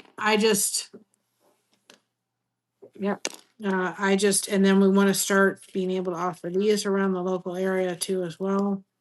One thing closer to Christmas, there's like a church that has a local event in our local area. And we're going to, we'll take our soap caddies, which we do, but then we'll also are going to work on ornaments by using this project. You got to just make sure you're not looking for the styrofoam balls. You're looking for the polystyrene balls, which I have listed on the fabric thing, on the thing. I also have pumpkins, so we'll try to do some pumpkins.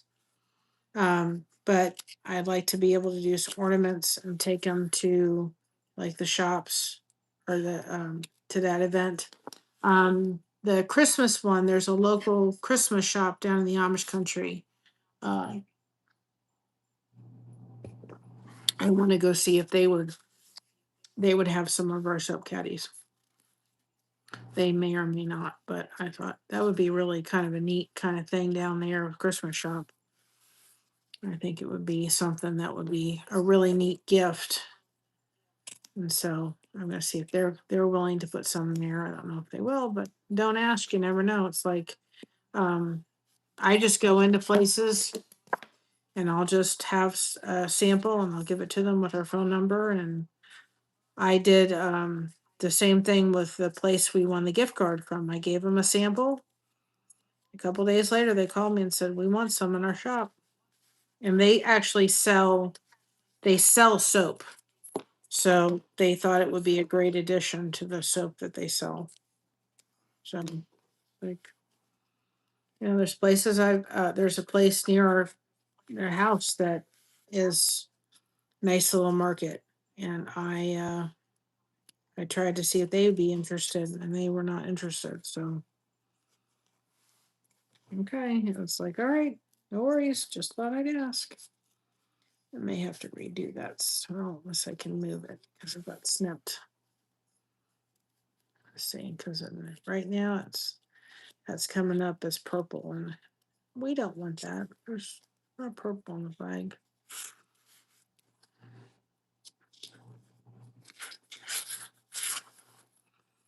If it's fraying, we'll use a little bit of the glue technique.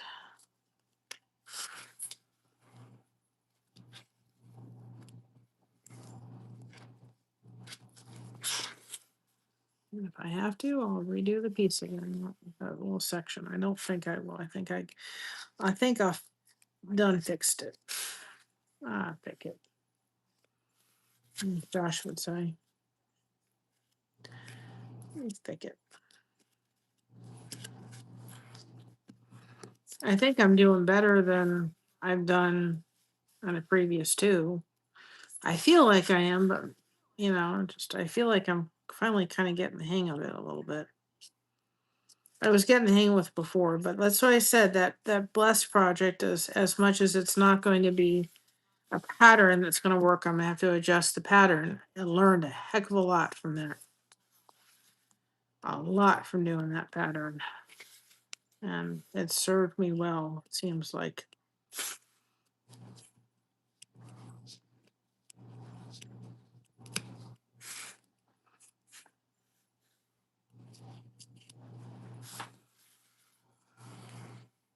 You're getting faster. I feel like it. I just feel like all of a sudden it's connected. I mean, I'm still learning. I'm not in any way expert, but well, and two, I think I'm not trying to do words or letters. But we're gonna do it, but it just needs to be done differently. You need to if you're gonna do what letters or words, like the Ohio one we're gonna do, that would work because of the way the letters are positioned. But other than that, you need to you're gonna use words or letters for this. You need to use wood. That's my little tip. Use the word or in wood. You can still cover them with fabric. It's just it'll be a lot easier, and you won't be tearing your hair out. I mean, you could do this where it's, if you wanted to, where it was you're changing colors, where you're doing this part white, and if you wanted to, you didn't have to do it exactly like if you wanted to put your own creative touch on it. No, I think I'm going to do the flagpole in the blue. I think that's what I was thinking of doing. This I'm gonna find a gold. I don't know where I'm gonna find that yet. Or I'll use the white. I don't know yet. I haven't gotten that for you. But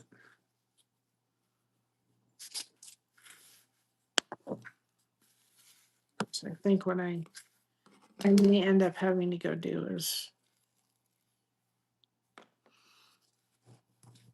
have Josh take me and go get something at Culver's. Yeah.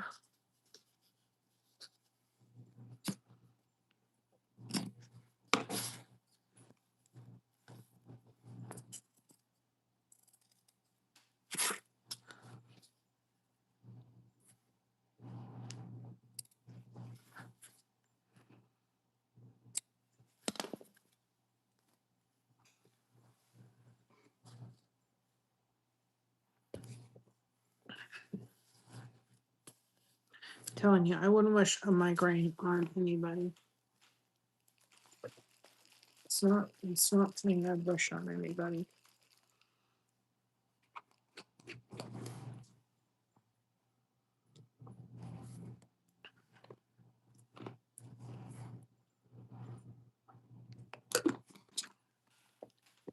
Missing my mouth.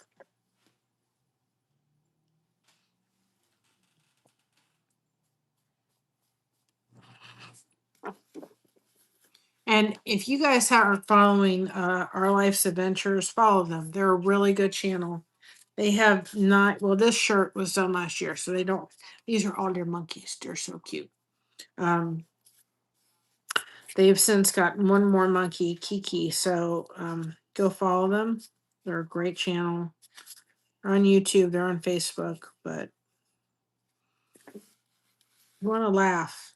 Boy, I found them after I lost my aunt, and I just needed to kind of laugh a little bit and smile.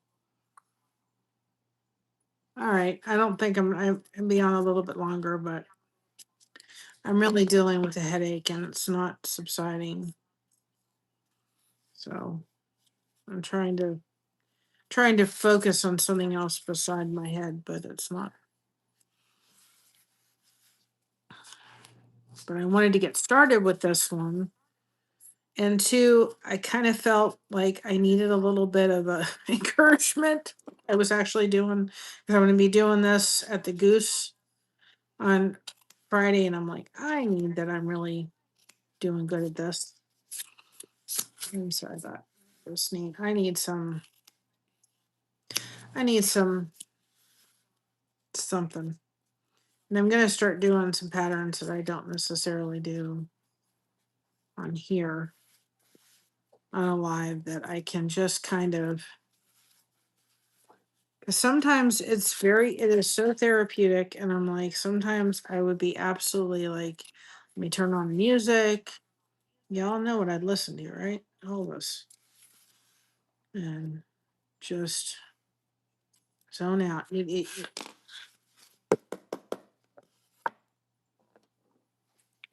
Yeah, it's just I've had it for a couple of days, and usually when I've had a headache for longer than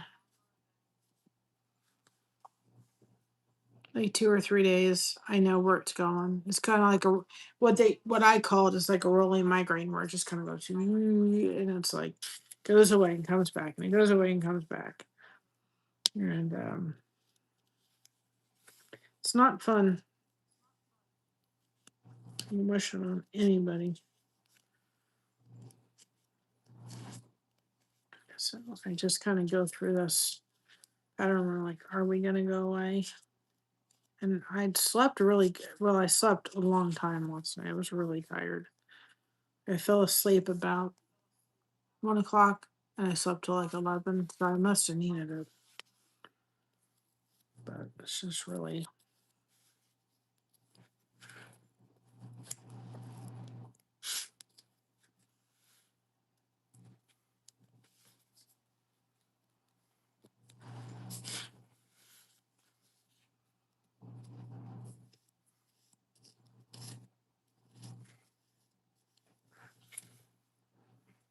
And some of it's just stress right now. Just kind of going through some stuff. Not that I don't love y'all, but there's some things I just am going through that I'm like, kind of stuff I just need to keep to myself. Now I kind of just frayed that little part of the, and I can see it being a frayed section.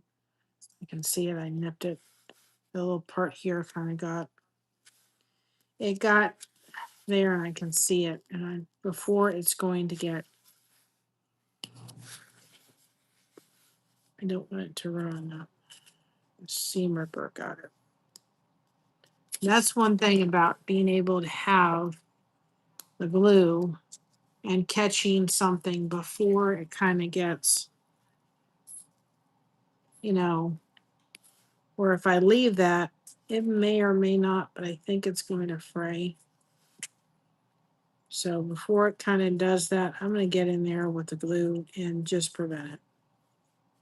That was one of the techniques I've learned recently is if you think you've kind of nipped the fabric, which is easy to do a little bit with your seam ripper, get in with the glue and just put a little preventive over it. You won't notice it. And it doesn't take much, just takes a little bit. It's kind of like you're just getting in there. That's why I want to get those tools to kind of help me get in there. I mean, the seam ripper does a really good job, but you're just kind of, it may not rip, but I'm not going to take the chance that it may. It may be just fine, and it may have an issue down the road because I just nipped it. It was there. And I hold it for a minute, really getting it in. And this specific glue dries really clear and really quick. But it's a good preventative if you think I've nipped it and I'm going to wind up ripping it. It's just take the time, take a little bit of glue. And that was one thing a lot of people were saying is how do they prevent frays? And one person said, oh, well, put it towards, use it towards the seam side. Well, this, for instance, let me just show you. Okay. This is the seam allowance right there. That part there is the seam allowance. I don't know if you can see it. Okay. There's no seam allowance on here. So it's going, see, it's fraying without it doing it, right? It's going to fray. So there's no seam allowance there. So I'm like, I almost was sitting there going, how do you do that? You can't always cut on the seam or put the seam down there to stop the fraying. I thought, that's not going to always work. Didn't quite understand that tip, but, I didn't ask for it to be elaborated because I thought, how can you always make sure you're cutting on the seam? That's not always something that is doable. You have scraps left over. It's not always doable.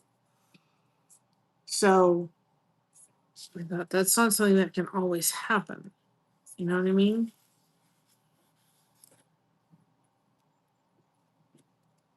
So you have to be able to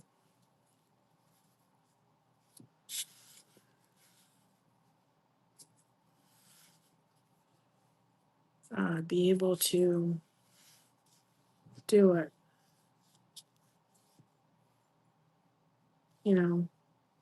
So having the glue, everybody really liked that technique. And then I found those tools.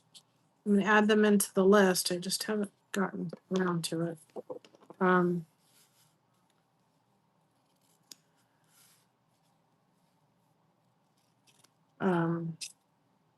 That I think will be great position. I can't say it. Price tool or position tools. I cannot talk to you guys. It's not happening. We're like, precision tools. There we go. It kind of said it. You kind of know one.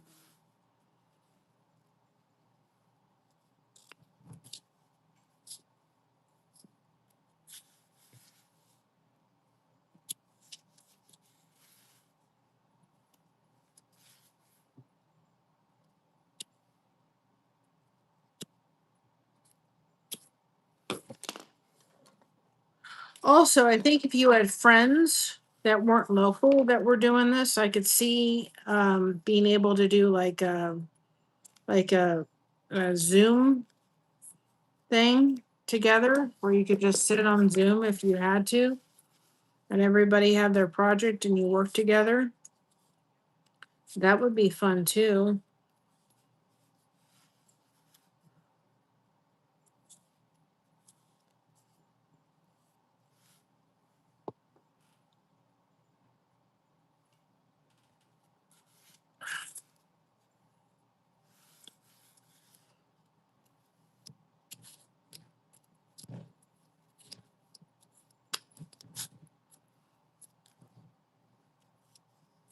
I'm liking this pattern that I created so far.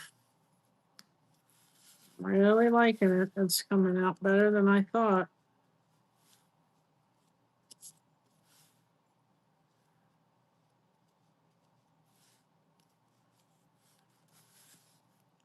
I've kind of got a hot air balloon pattern in my head, or I've got it written. I've got it down. I've got to work on it some more. I've got a teapot one that we're going to do around the 23rd because Mama's birthday is the 23rd of July. So I figured we'll do a teapot and I'll give it to her for her birthday.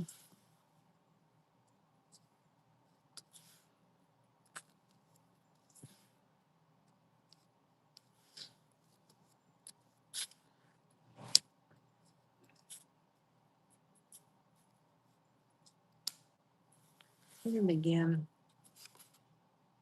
Did I do it again or no? No, I didn't. I didn't. Just got it, but it didn't pierce it. And again, get your thing underneath it if you need to kind of bring it up. If it gets smushed down a little bit, just bring it up. And I found out that that's really helpful to kind of have, if you need to get like pieces that really kind of need to just be kind of underneath it. It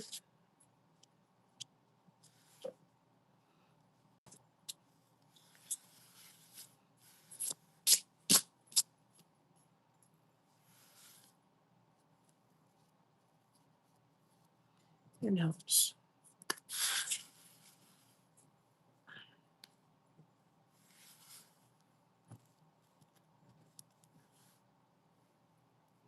See, this piece here kind of needs to have a little lift. All right. It's looking so good.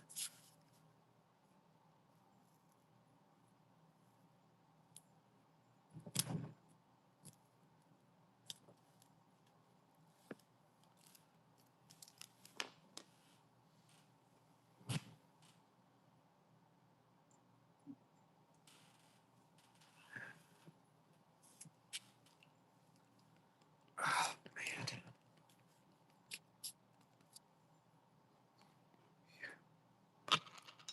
It's just right here. It will not break.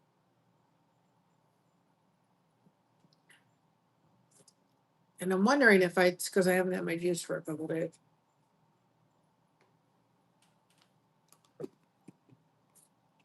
I know it's like if I miss this if I don't have it.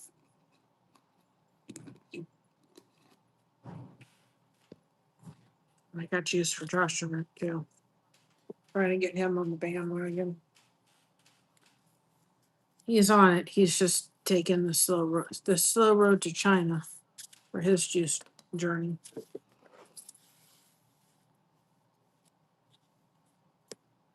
I've got spinach and cucumber in there. I gotta try it. And I've got the beets still in there. I've got to start putting in my juice. Wasn't going to happen today because it was like, my stomach gets up to it.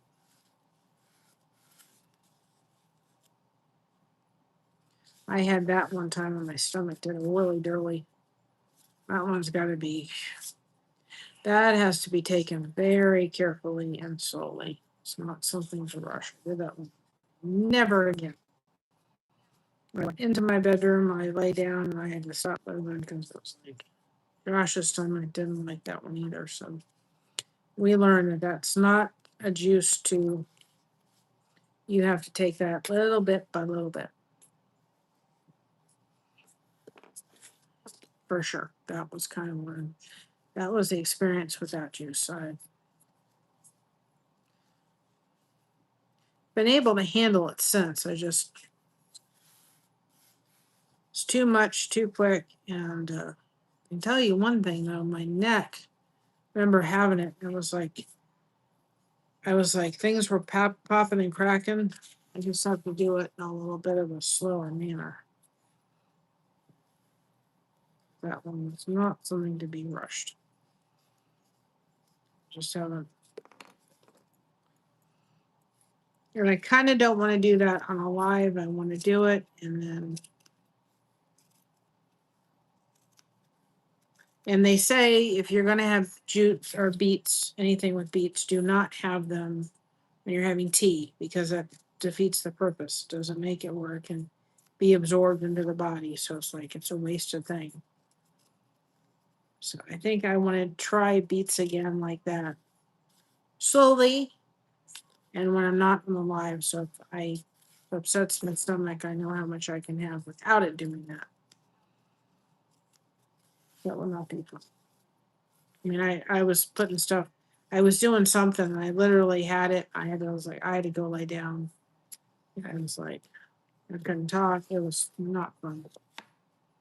So, word to the wise: if you're gonna have beets in juice, start off slow and build yourself up.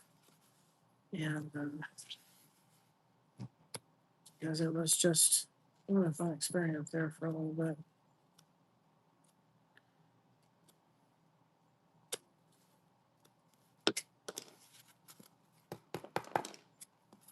Shaking the little fuzzy things off.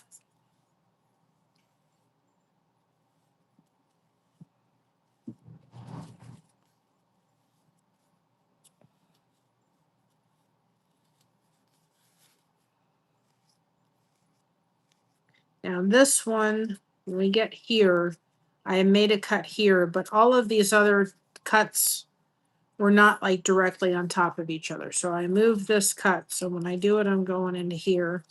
And I've made that correction on the pattern so that when I put it up, it will be the way that I'm doing it. So I have the pattern with me and I have a blue marker or a blue pen. So that way, if I make little corrections, I'll know those are the corrections I need to make before posting the pattern in the merch store.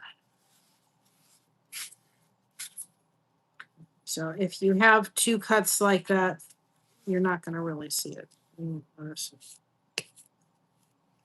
But I will make that correction when I upload the pattern. So that's something too. If you're testing patterns out and you have the pattern with you and have a blue pen, especially if you do all of your lines in black. That way, if you're making any kind of corrections, you can go ahead and do them in the blue, and then wait, that's a change I need to make. That didn't work, or whatever it is. And then you can make the correction back as you're going. And so I've got the pattern with me. So if I make a change, I can make it noted on the pattern. You're not going, oh, what did I do? What did I change? What did I need to make a modification of? I'm not having to do that.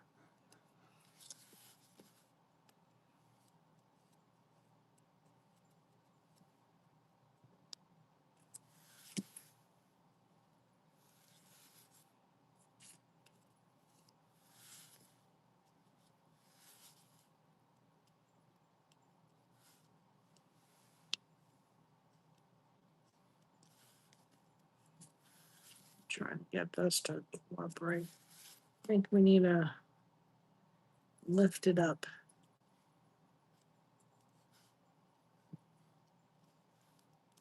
I'll lift up there. We need to lift up here. I'm just trying to get rid of the weight. There. Just keep this. There we go. There we go.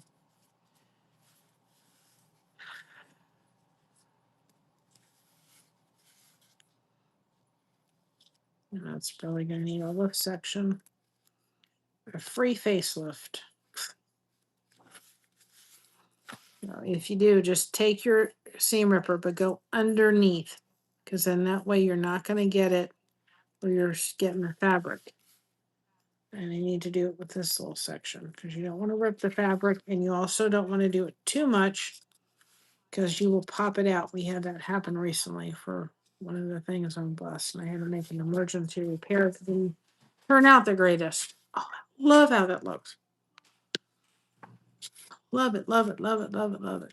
Y'all love how it's looking?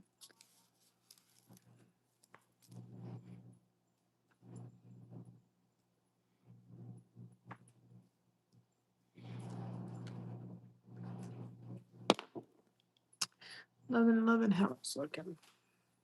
Good. In the neighborhood.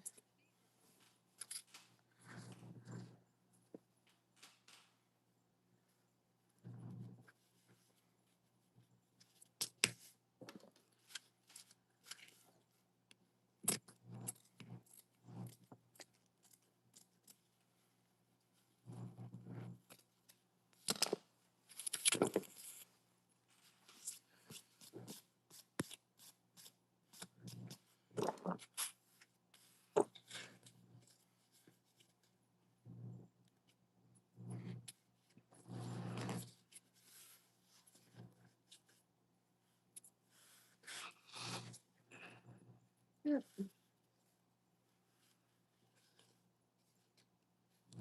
I can't wait to do the goose. I think that's going to be really cool. And then when I get done with the goose, I'm actually going to give it to the owner of the goose.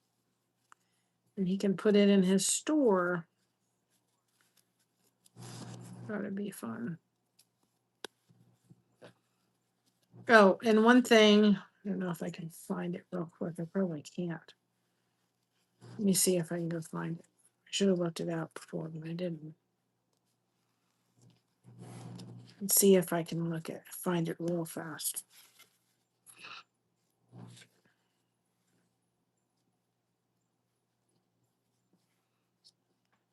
It's string. I want to show you what I'm going to do with it. Or thread. Give me another excuse to get up. You know, it's really hard to stop doing this. It's like you go, oh, just one more piece. Oh, just one more piece. Oh, one more piece. And because you can take cord and string, and I thought it would be really good around the flag.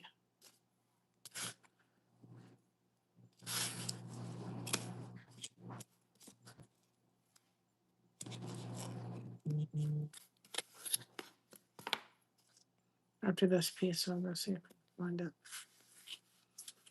real fast. I don't know if I can. Should be over in my little section over there real quick.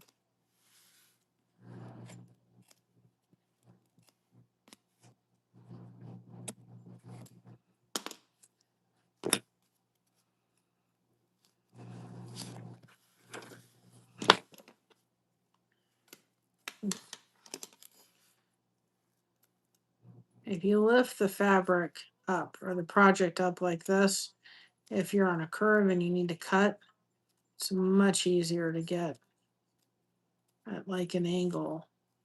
Because if you're dealing with ones that you kind of need to get in, making little cuts on the fabric really help kind of get it in there on curves. But if you kind of bring the project up to you, easier to do.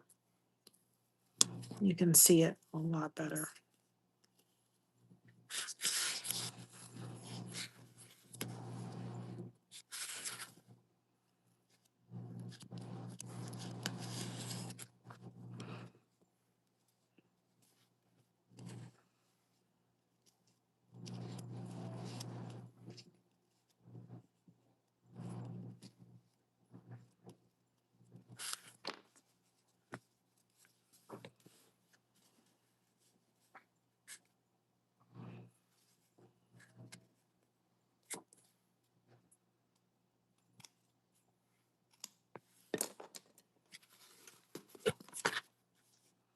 If you're having trouble getting in, like, getting the pieces in, you gotta, it's probably because there's too much fabric and you gotta just snip it off so that you can get more, you're not trying to stuff too much fabric in the space because that will affect it.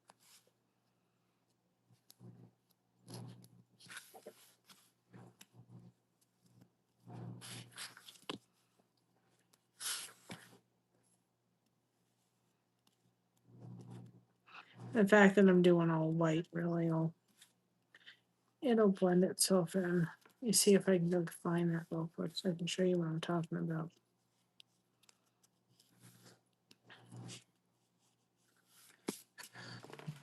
Give me a little chance to get up and move around for a minute. Oh.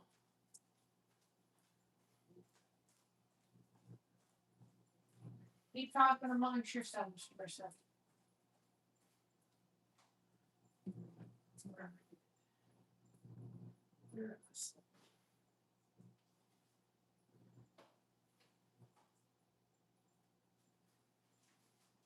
Trying to see.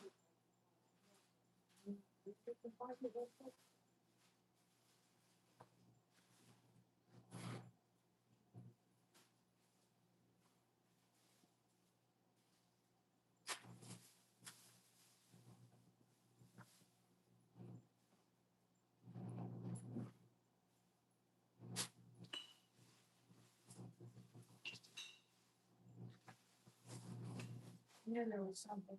One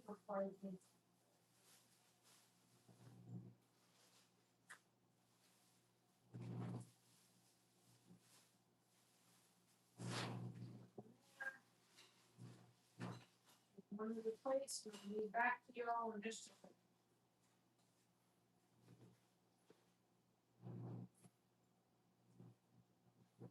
Exactly what I must.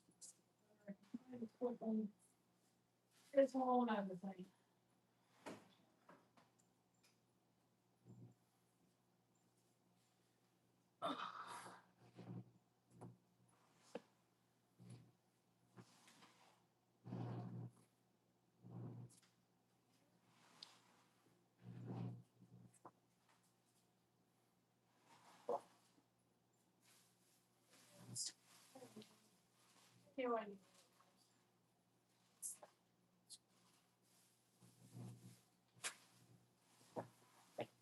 I'm coming, everybody.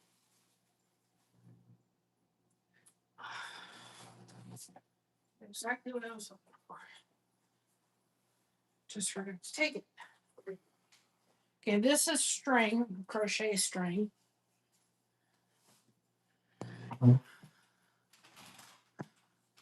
Okay, it's very thin. But you can take this, and I thought about doing this, and somebody on one of the projects showed this, where we're going to take this, and I thought the silver would go better because of the white. And you just put this down. You can take cord too, where you kind of put this very gently. You don't want to. You don't want it. Want to be able to see it, so it can't go in there too much. But you're kind of very gently taking it. You see how I'm barely pressing it.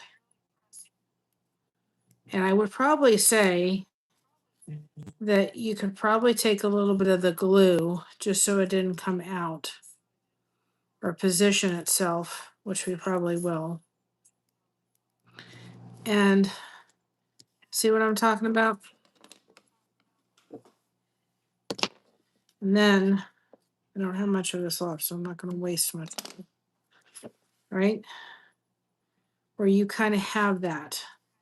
And we can certainly snuff this off here.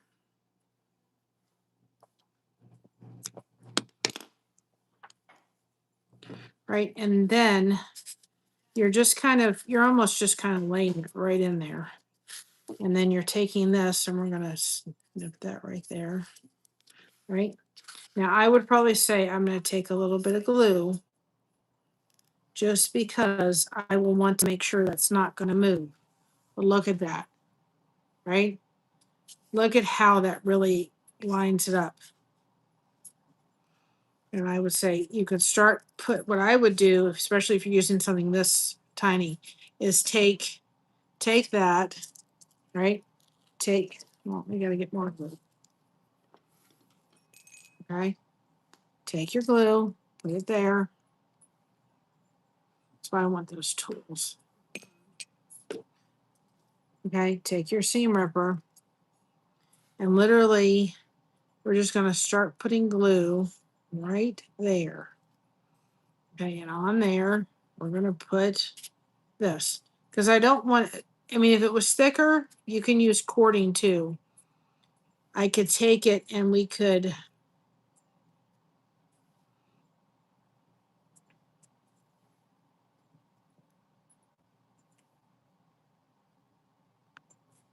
you could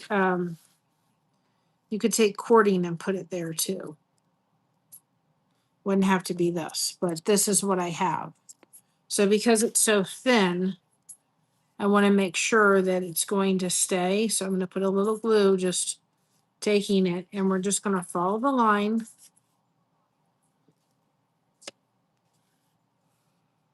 Down the pattern with the glue.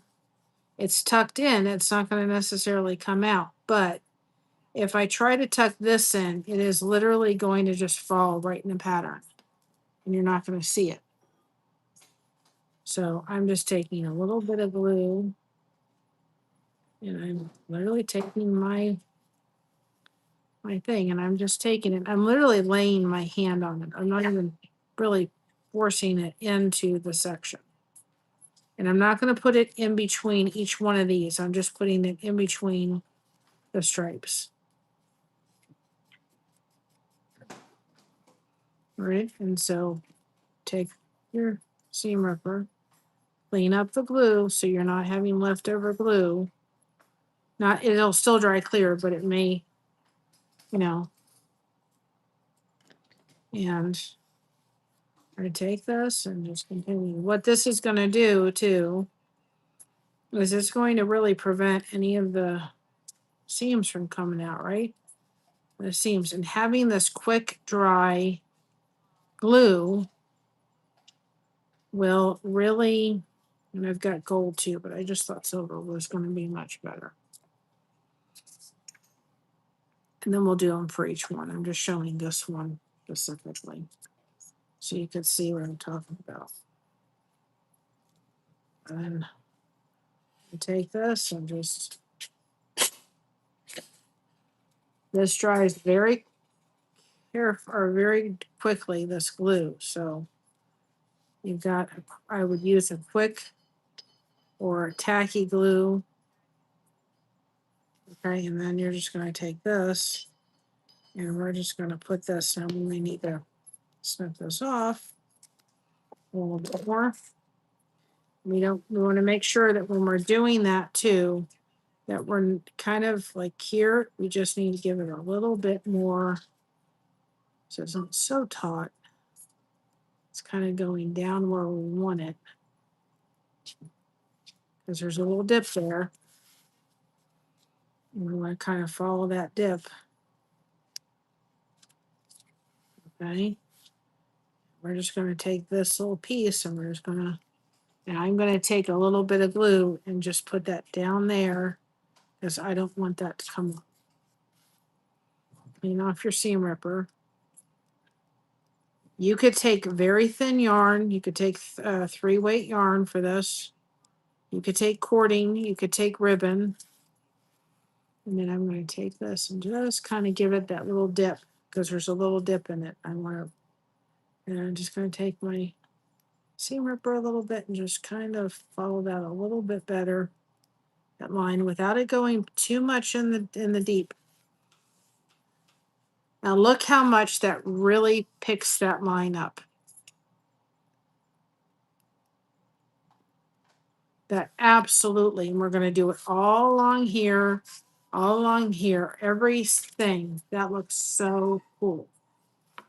I'm going to pick this up just did it just a little bit too much. And that's better. That absolutely looks a little better. It's got a little bit of a sparkle.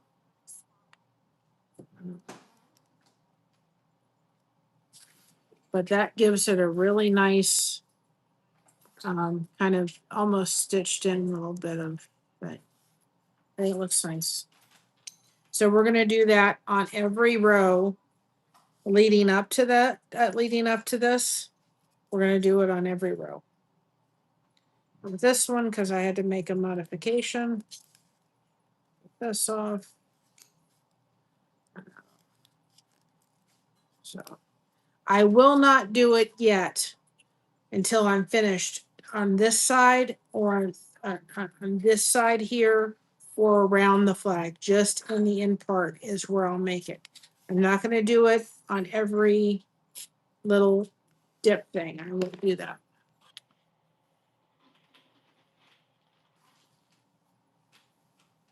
If you can take cording, and I love the way it looks.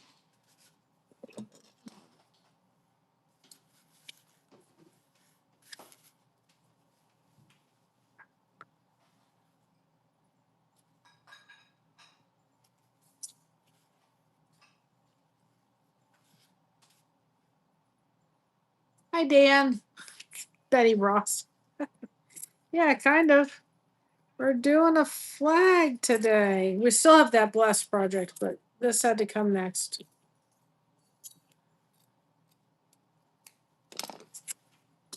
This had to come next.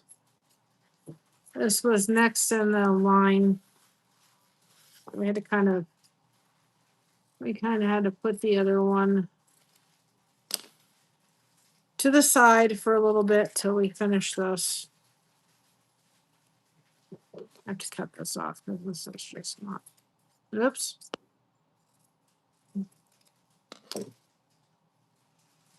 Let's kind of put this one. Not really matter. How are you doing tonight, Dan? Trying to get my mind off my migraine. It's not. It's a. I think it's a stress headache. We've got a lot going on. We've got this week, and then we've got the show with the event happening at the Goose, and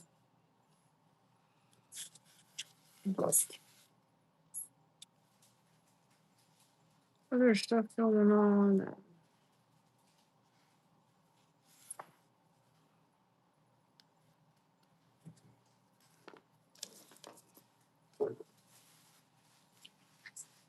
So I don't know if everybody likes that little addition I made with the ribbon, but I think it's going to add something to it for sure. I think it looks really cool, and the gold would have the silver blends in. The gold would have. I've got gold like that, but the gold would have stuck out. The silver needed to be there. The gold just was not.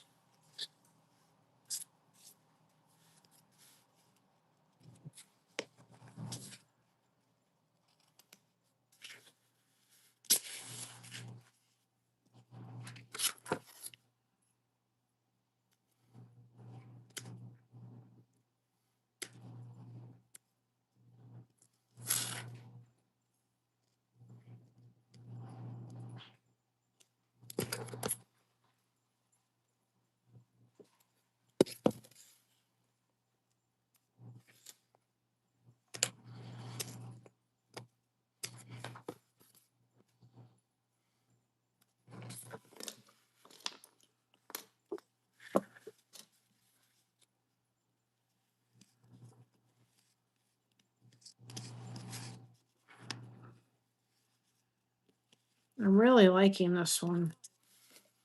I knew I'd like it, but I'm really impressed with my little. So I created the pattern. I don't know how the flowers are gonna turn out. We'll have to see how them. All right, touching them tonight. I'm working on the flag. That's maybe all I'll be able to get done. The flowers are gonna be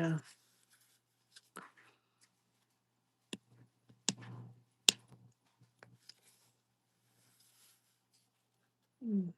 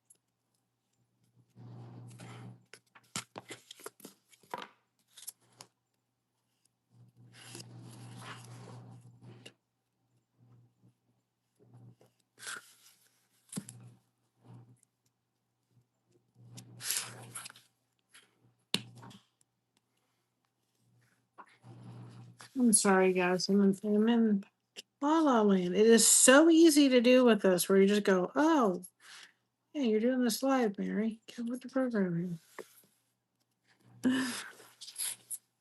Okay, we need to do a lift up. I find that that's very helpful from having fabric that's just being a little difficult, but it doesn't want to get into the space I want it to get into. You just have to be very careful when you do that, because we can absolutely get, it's like you're opening another little passage for the yarn to get in like I want it to.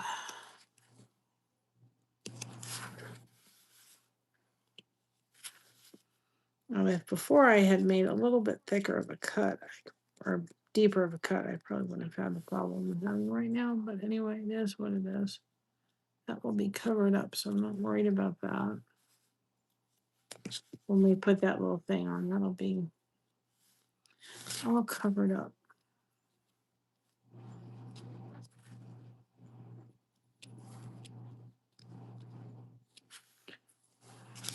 Yeah.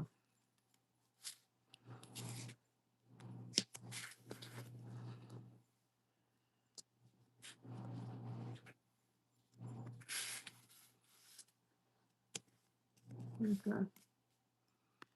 Other one down. See that little cut that I made an error, and after I did it, I'm like, oh, I probably should not have the same, because no other place in there had that little bit of thing. So, and then I think after I get done with the flag, we'll call it quits tonight, or at least this part. This was a lot. I'll see if I can let my headache to go bye-bye. I'm over it. I'm over it right now.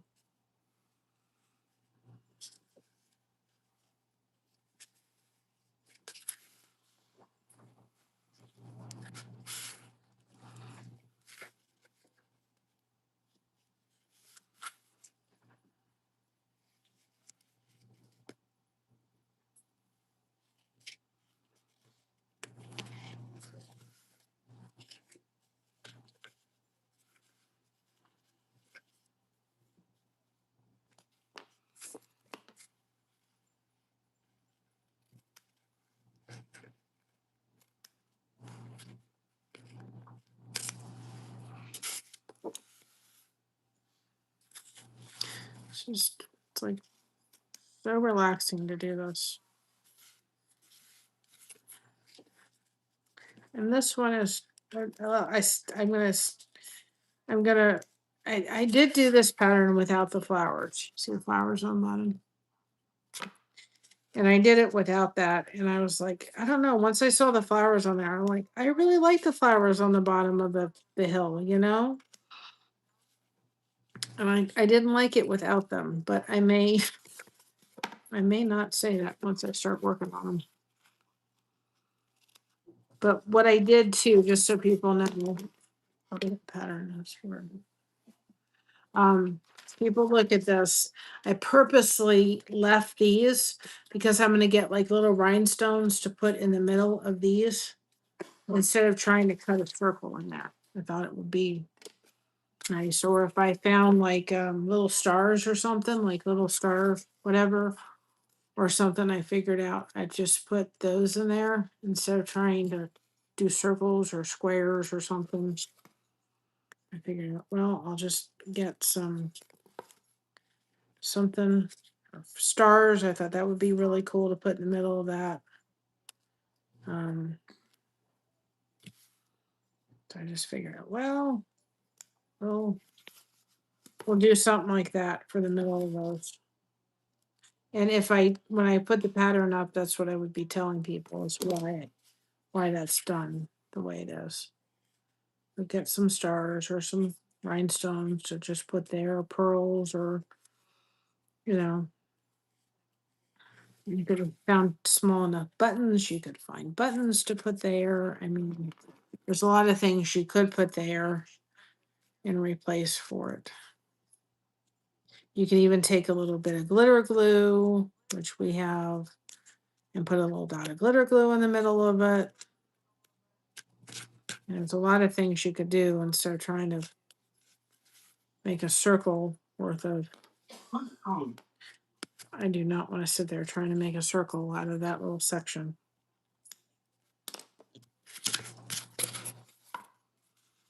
So I just thought, that's not going to happen. What can I do instead? And I thought of that. I thought, well, that'll work. And even though I'm making sure that my ends are done and they're in there, I'm not.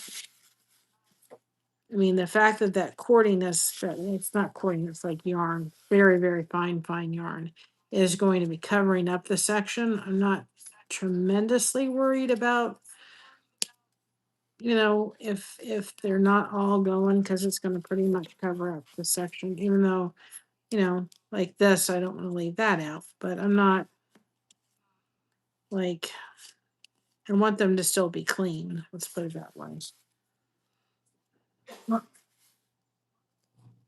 I am taking the time to really make sure that those middle sections in between, like the one I'm working on now, really has a clean edge to it. Those I'm making sure of it. Come on. I'm just taking a moment, just kind of get underneath there again.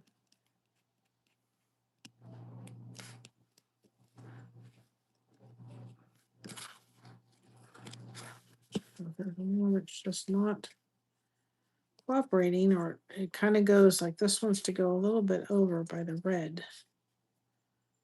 It's going to kind of be covered up with that silver a little bit, so it's be fine.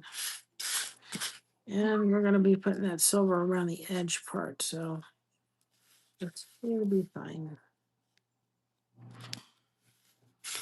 If you're not going to do that part, then you need to make sure your edges are smooth. And I'm going in here with this just a little bit, give it a little facelift. I find out that's really helpful. As long as you don't do it too much, but if you feel like you're not getting one underneath, just lift it up a little bit. It'll be fine. Just don't do it too much, or you're really gonna. I did it on the last project, and I was like, man, I was starting. It was okay. All right, let's start here.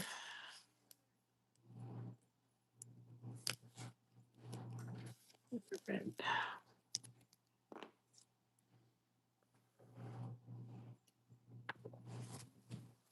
We're done with the white unless I want to put the white on the very top, which I don't think I do. I don't think I want to do that. What I'm going to do, I have no idea yet. But I don't think I want to do the white. Well, they can do that very top of that because I think it will stick out like a sore thumb. What I want to do for the very top of that, I have no idea yet.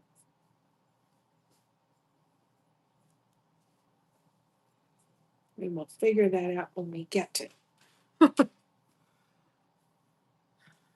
Got, may want to take like one of these. I think what I'll do for that very top part is that little square. I think that will be the one that goes on the top for sure. Like it's got that gold and white.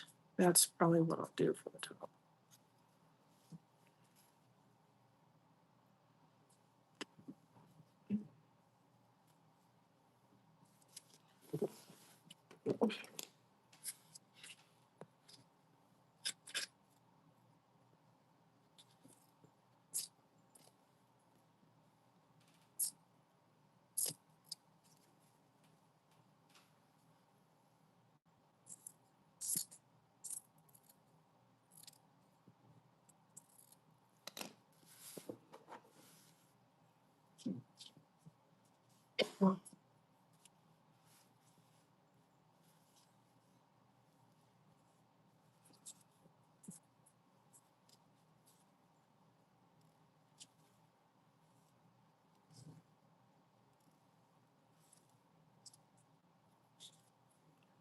Trying to kind of get this. There we go. Didn't want to go down where I wanted it to.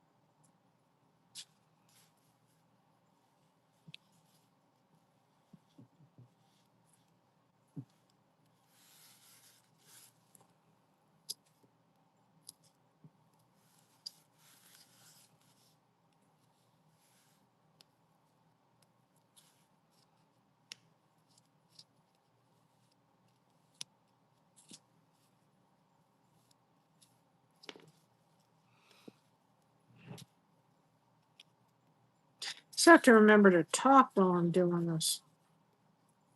You get in a trance almost. It's kind of like you're you're in another world for a while.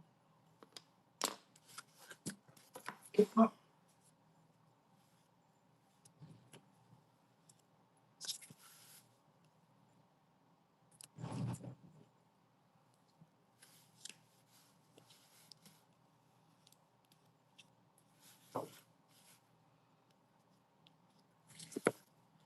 a very relaxing art form.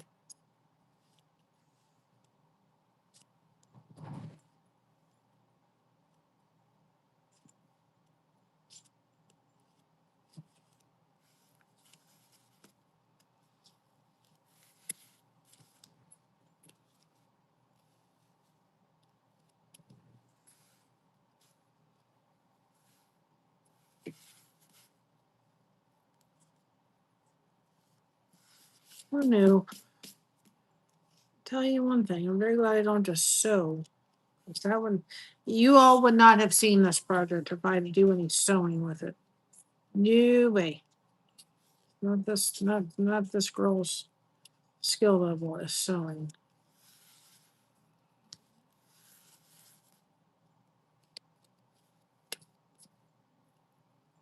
That's for sure.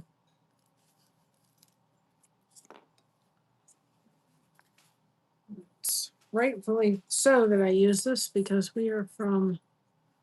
My mom's from Scotland. She grew up there till she was there for 4 months, and for here, so it's very fitting. I kind of used plaid somewhere in this. Plus, I just thought out of all the colors, it was the one to do.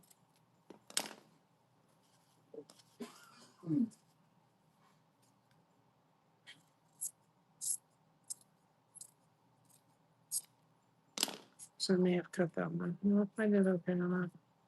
Thought maybe I cut it too much, but I wanted to get that. No, that's not gonna work.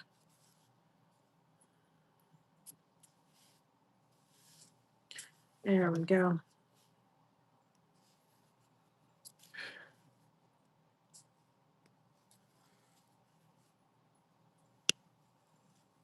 And if the seam allowance goes in there, it's fine. I'm just cutting up both of it, so I'm going to make sure that that didn't go in there.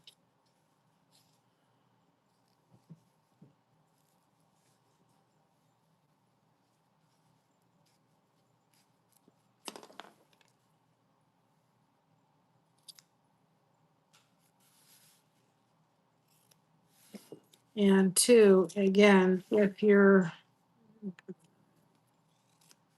kind of trying to get something in on an angle, pick up your project and take it and snip. I don't know if you can see what I'm doing, so you guys can see what I'm doing.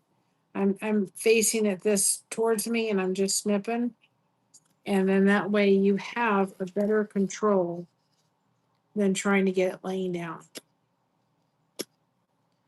But again, if you're trying to get it curves, this is a great way. But if you pick up the pattern, pick up the thing, and try to get it, it would be a great way to get it.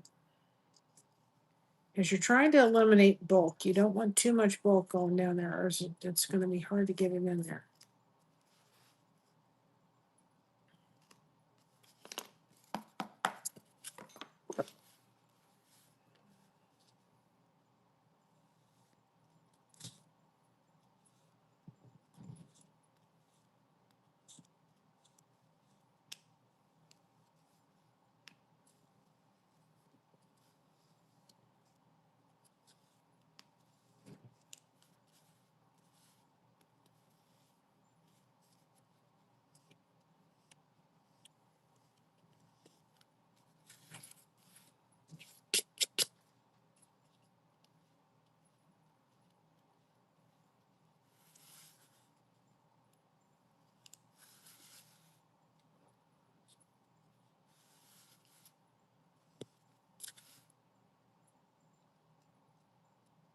Just trying to make sure that the parts where it's like the red, I don't want the white.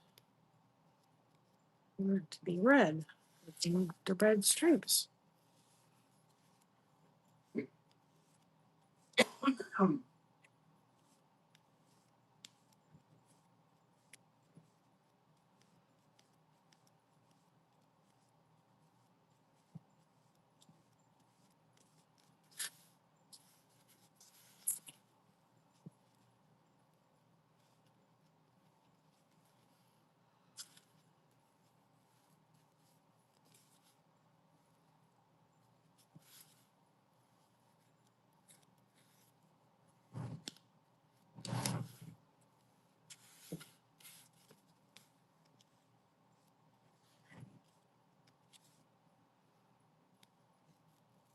Last little piece for the flag. May have a little problem with that piece. We'll fix it.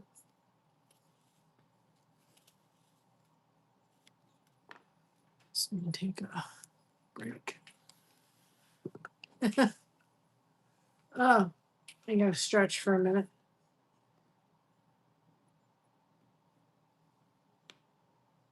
All right, that's fine. I understand, Sandy.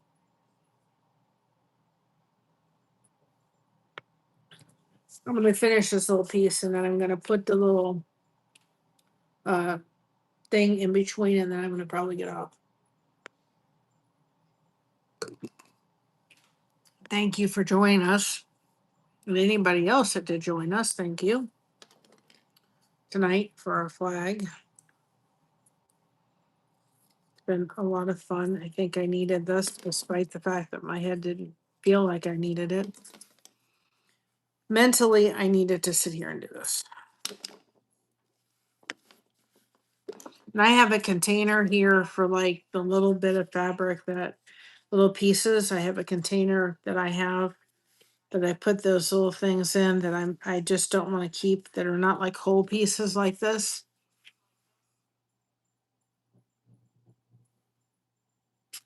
Yep, two string. Yeah, you're right.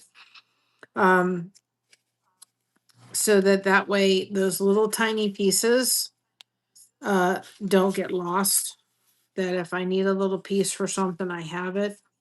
So I have a little container of little pieces. I don't want to try to keep in my stash of not all together, pieces, but they're fatter pieces than like these little tiny, things like this and so forth that I don't know if I'll ever use, but I want to have in case I just ever need that piece. It's just, oh, let me just reach into my little tiny scraps stash, I guess you can call it.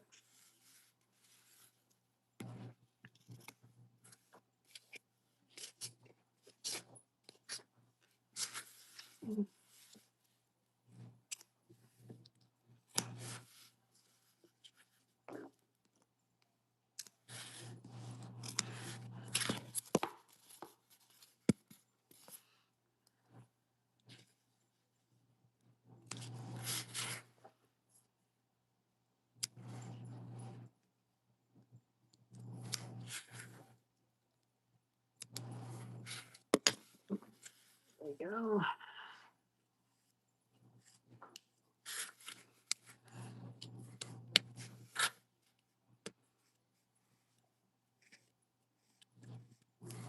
So with this, I'm not terribly worried if because we're going to cover that sections up.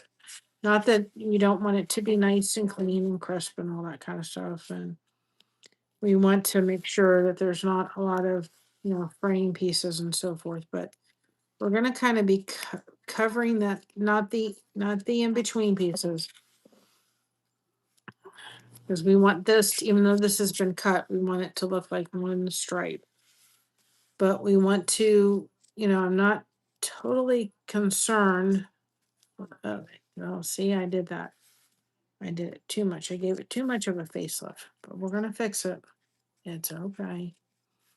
Nobody has to know. And actually, it worked out pretty good. But we're going to be taking care of that. This is going to be covered up by that little string we're going to put there. So I'm not too worried about this. I'm going to hit some glue with it just because it looks like it's a piece that may fray. Right, that little section right there.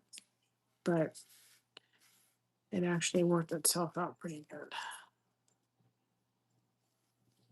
So we'll have to take care of that so that doesn't fray. That's an easy fix. But if I take it out, it'll be too much. Oops, it's too far, I can tell. We're going to take this and just lift this section up a little bit. Because I did take this and make sure that this is on.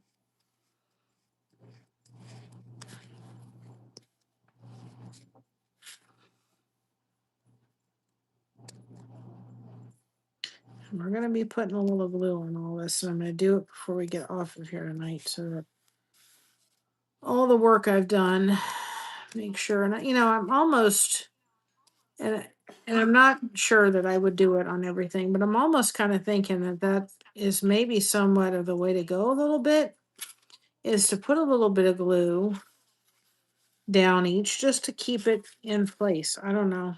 I'm not there yet, but I'm glad I have the option of using the glue because you can make sure that you can kind of have that. Gotta fix this little piece right there because it's just not sitting like I wanted to. There we go. Now you're going to do what I want you to. All right. Good. I'm going to take this. Okay, we're going to, because that is going to cause a problem. See it causing a problem already. Okay, that's the way we're gonna make sure that that kind of is taken care of. On a little side note, I mean we're gonna cover it with a string, but because this is kind of I can see it being an issue, and because of the problem we just had with that little piece, if I take that out, we're going to bring it all up. And we don't want to do that. So we're going to make sure that we're kind of protecting that from happening. Okay. You just want to be very careful when you're using your seam ripper like that, because you don't want it to be damaged. So now we've got it kind of fixed. We're going to do just a little bit more, just to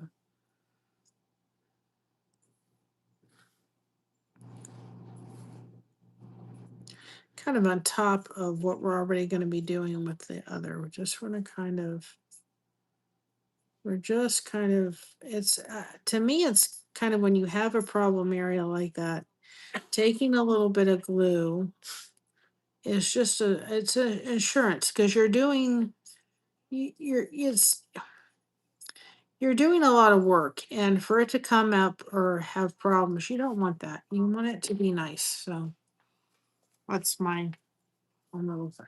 So now that I've gotten that one worked on, like I said, we're not going to do the outside because I still have to do this side, and we're not going to do this outside yet. We're not going to do this outside yet. We're not going to do this outside yet. Just the inner part. We'll do that after we do the other, because then it won't. I won't do this bottom part yet. It's just the inner part. And then once we do the other parts, then we'll go ahead and add this, because this you want to add to the finished part, not the part that you think. Just take this and figure out about how much I'm going to need. So we're not going to add it to the finished part, but I do want to get it in before we're doing the finished part on this side and there, so that the string is tucked inside. So take your little, and I'm just using the little 3M paper that was pretty large from the star part. And we're just going to take it, and we're going to start just putting the thing there. And then we're going to take this, and we're just going to lay this, because you just want to. Now we're going to start with kind of getting this in to the section. Okay. That way this will hold as we're kind of laying this across this part here. And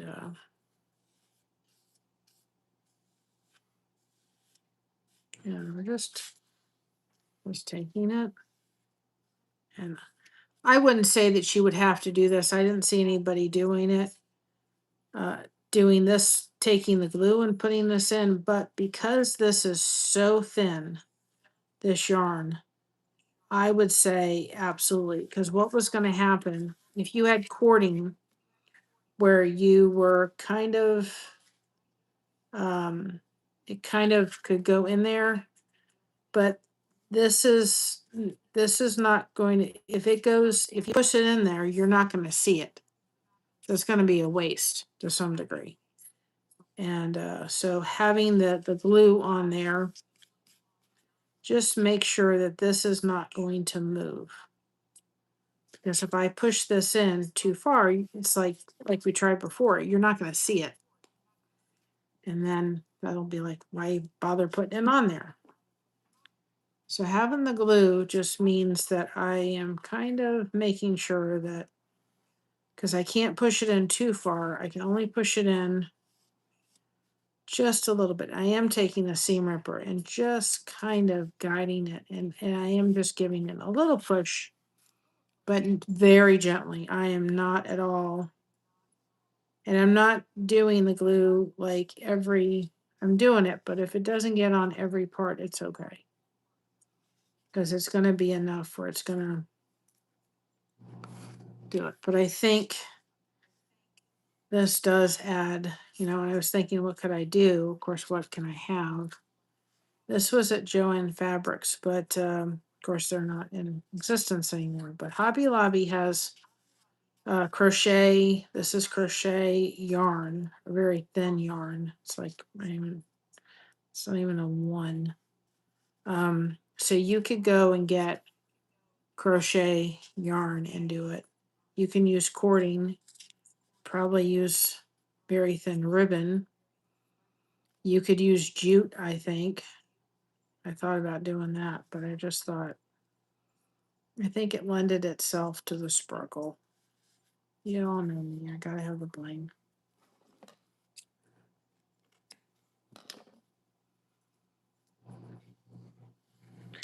And just go ahead and put this on. And then make sure you're putting just a little bit of glue inside. So when you put this on, it ain't going anywhere. So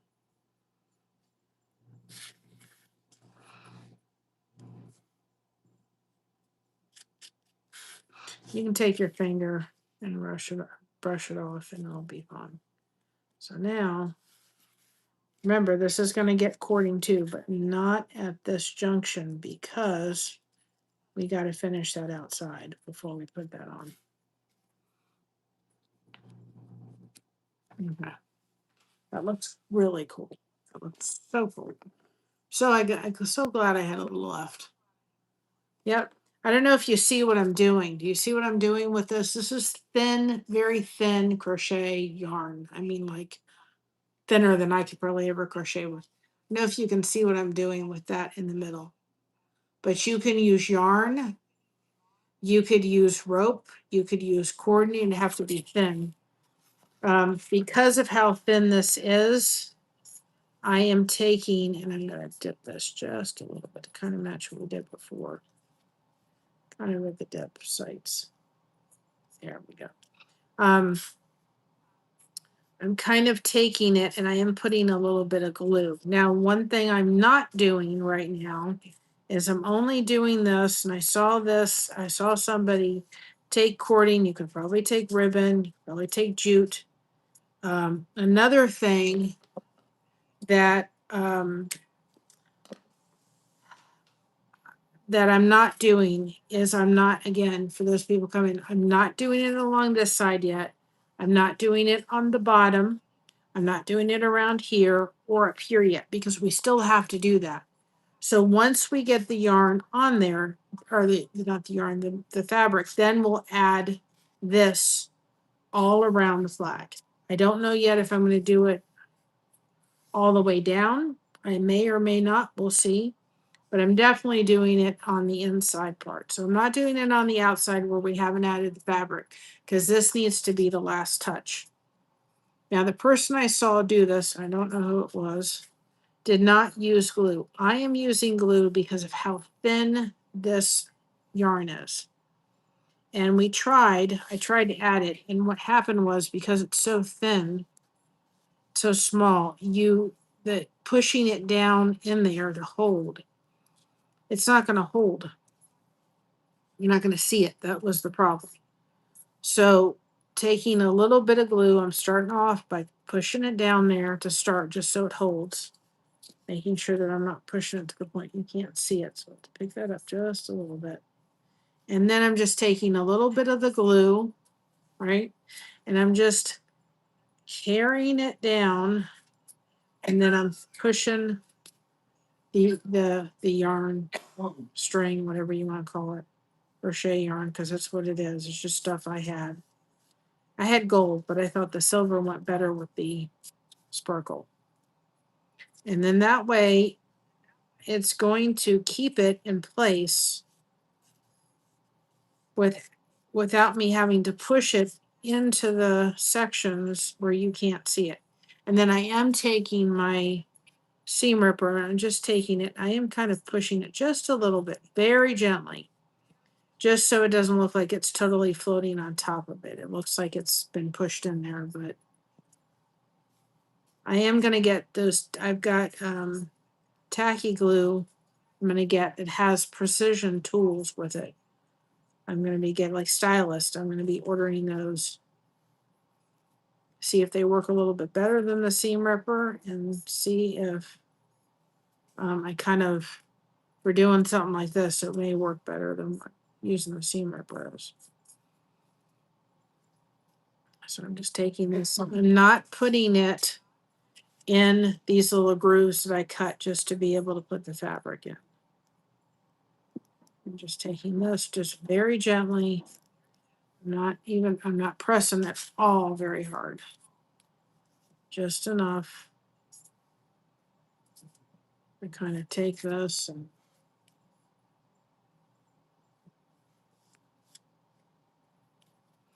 now when I get to like a little groove, I am taking it and just kind of positioning it kind of down in there just so it kind of looks like it's like a little, like it's got a little flap, like it's going with the pattern. I'm pushing that down just a little bit, but not very much.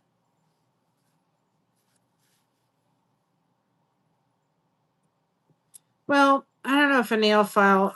I'll add it to the list. Tacky glue. The people that make this is the one I use, the quick dry, just because it dries quick for this. They have they have this in, and I'm going to add it to the supply list. Tacky glue, but they come with like 5 different precision tools. Let me say that 10 times right now. And I thought maybe for some aspects of this, they may be really handy. So I want to order them. I've got them on the thing. When I get out here, I'm going to order them. I'm going to add them to the thing. I also want to order, I had Josh look at the video from the lady who did the frames because I want to order that. Yeah, I will put it on the fabric list. I will add this. This is what I use for this. It's quick dry. But then I'll put the one that shows those little fabric tools. And people were saying in the thing that some people were having issues with fraying. And I said, one thing I do is I have a little glue on hand and I put it on my seam ripper. And then that way, if I have a fraying issue, I can fix it. And I came across the regular strength glue, but with those precision tools. And somebody said, I wonder if that would even be better than the seam ripper. I think the seam ripper absolutely. So let's push that in too far. I think the seam ripper works great. But I think maybe those precision tools wouldn't be a bad thing to add so that if you just needed it, maybe in certain areas, it may work better than the seam ripper. So I'm planning to order that. And I'm going to order, a card maker thing so I can learn how to make those frames that lady made because that's the frames I want to make. But I love the way that looks, adding that little cording down. It looks so cool. And I think it looks really neat. This is just, Joann's has this. Well, Joann had it. But they don't have any. Joann says it's available anymore, but you could probably get it at Hobby Lobby or on Amazon someplace. I will see if I can find something similar. I don't have the name of this, but if I can, I'll put it on the fabric list. I have this in gold and silver, but I just thought silver went well with this. I saw people do cording. You could use jute. Thought of that, but I thought it needed the little sparkles in it. So glad I watched that lady do that because I love it. I absolutely love it. So I have found it very helpful to have the glue because, if I think I have a fray happening or starting, or I think I've ripped it by the seam ripper hitting the fabric, I'm on it with glue now like nothing because that will prevent the fabric from fraying. Like I had an issue right in here that I thought I'm going to hit that before it even becomes a problem. Now I didn't realize that. I kind of knew I was probably going to be covering that up with this stuff. I wasn't sure, but I'm going to stop the fray from happening before it does. And my finger is wiping off the fabric. Yeah. Well, I just use, I mean, you can use the regular glue, but I decided to get the quick dry because I didn't want to hold stuff forever before it decided to dry. And it dries clear, so there's not a problem. And if you needed to, if you got a little glue on something, you could probably take a little bit of water. I think I may have gotten a little glue there, but it'll come off. It'll be fine. But I love this, doing this on it. Oh, that looks so good. I'm hitting it with a little. Yeah. I love this. You could take yarn, cord, ribbon, if it was thin enough. It really makes. The lady was doing a watermelon, and she was showing, how much it really helped to make the object pop. And it did. No joke. It was like, man, did that just come alive when she did that.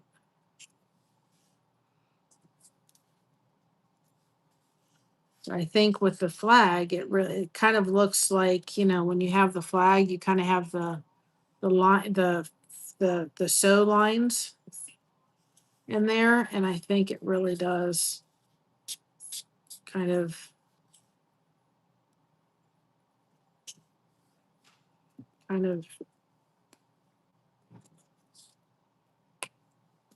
yeah, it's a really nice touch. It's a nice touch.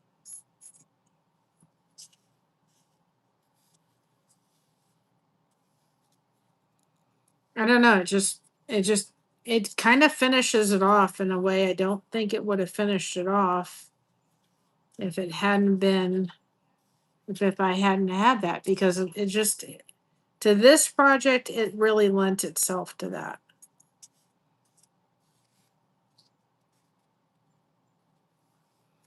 It really made it kind of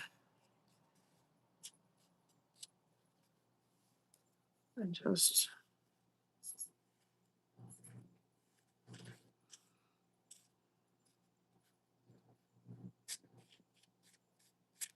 Just make sure if you're doing it, just wipe the glue kind of away from your hand. As you're doing it, go ahead and add the glue.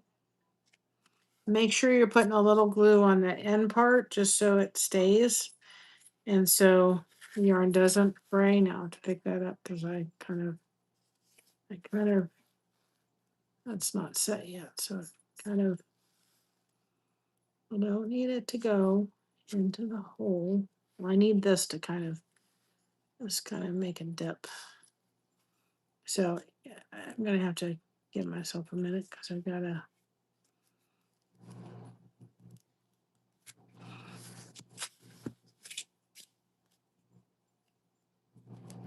I am just literally very, very carefully taking my seam ripper because I don't want it to go down there where I can't see it. I want it to be seen. So I think it is. I don't want it to.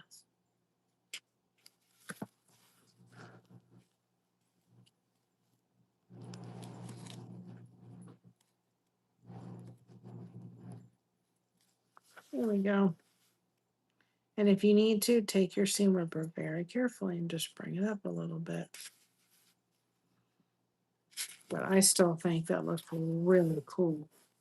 Boy, oh boy, does it look cool. I'm going to bring, now that I kind of got that down in there, this just needs to be brought up just a little bit. Went a little bit without trying to.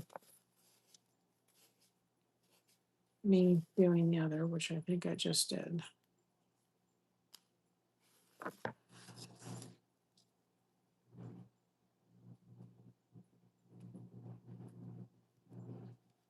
I just need it to.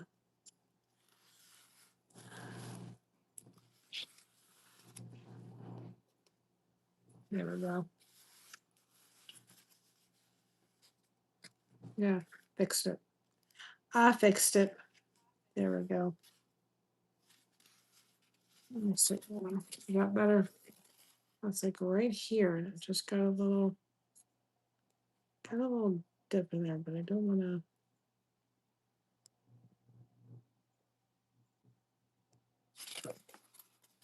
Come on. I may have to just leave it.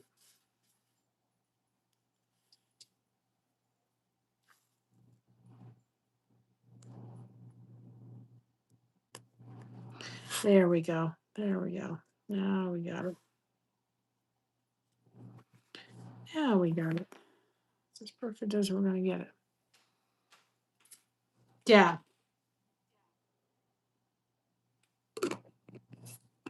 That's what she was saying. She said it makes things pop. And I 100% agree with her. I don't know. It just like a flag just seems like it, it would take, it would kind of, I don't know, just you've got the string with or the in between stitches with the fabric with the flag. So it just seemed like it would be absolutely kind of something that would lend itself. I didn't see her use glue, but I'm using glue because this is so thin that I thought if I didn't use glue, it's going to not, there's no way to attach this enough where I'm, problem then is if I don't use the glue in the interim in the stripes middle, then you'd have to push this so far for it to hold that you're not gonna see it. That was my thing that was happening with it. So I'm like, well, I just need a little glue to make sure it's not gonna go anywhere. Because I don't want it to go someplace. I want it to stand out, not disappear. That's what was happening. And I think even if it wasn't as thin,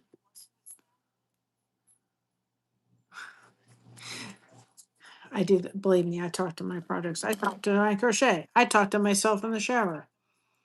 I think even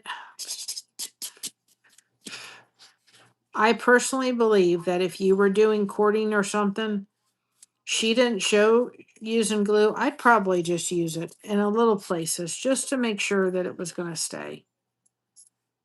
I think it all would depend on the material you use, but I think you would probably say just use a little bit. Come on. I told you to go do a dip. There we go. Thank you. Yeah, I talk to myself. That's how I think. People that have people in their family that have dyslexia, which I do, they talk to themselves. They're not doing it. They're doing it because that's how they process it. If I got to process something, I'm talking. It's how I process things. It's just the way my brain works. There's no other way around it. It's how it works. And it's how I have to process it. If I'm going to be processing something in my head, it's coming out my mouth because I have to sometimes hear it. It's like it's the way I hear things. It's the way I process information. It's all of those things. And my husband will go, "Oh, you having a conference with yourself?" Yep.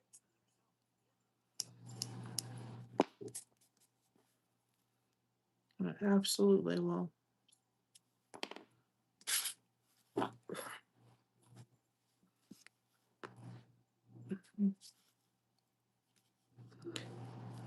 And if your seam ripper gets, and I haven't noticed that mine has, but if your seam ripper gets a little gunky at times, just go ahead and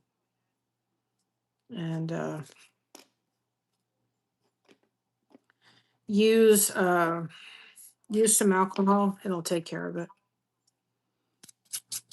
And I hope that's not there. Thank you. Get that off of there. It's irritating me. Oops.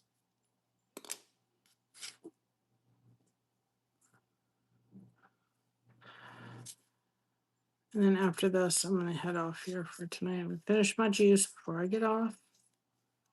I'm going to eat Josh's juice. If not, I'll save it for tomorrow morning. He may not want it this late, but I never got it to him. Problem is, if I give it to him, he'll sit it there, and then he'll sit there and he'll drink it while it's still ice cubes. And I'll go, ooh, and I'll hear him make noises. And I'm like, why don't you just wait till it unthaws? Well, I don't want to. It's like, well, I gave it to you, so just sit there and unthaw.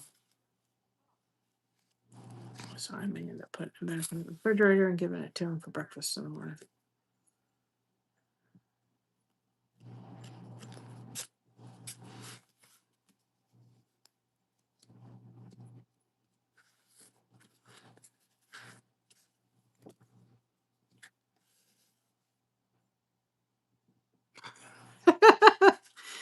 Yep, that's what I've done at times.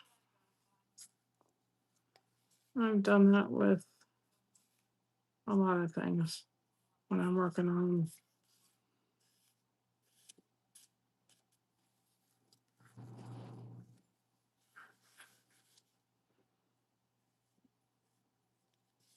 I don't know what it was last night or the other night or sometime. It was like I was talking. It was something. I just sat there and I go quietly underneath my breath. I said, you know, when you get married, they don't tell you that your husband's ears are sold separately. My husband's like, I heard you. I'm like, well, you hear that, but yeah, that was funny. I was like, so, see, he hears me saying that. Doesn't hear me with some other things. And then he'll tell me, you didn't hear me when I said this. And I'm like, hey, do you know how many things are going through my head? You didn't hear me. You never hear me when I talk. I'm like, oh, yeah, I do. Just sometimes I forget.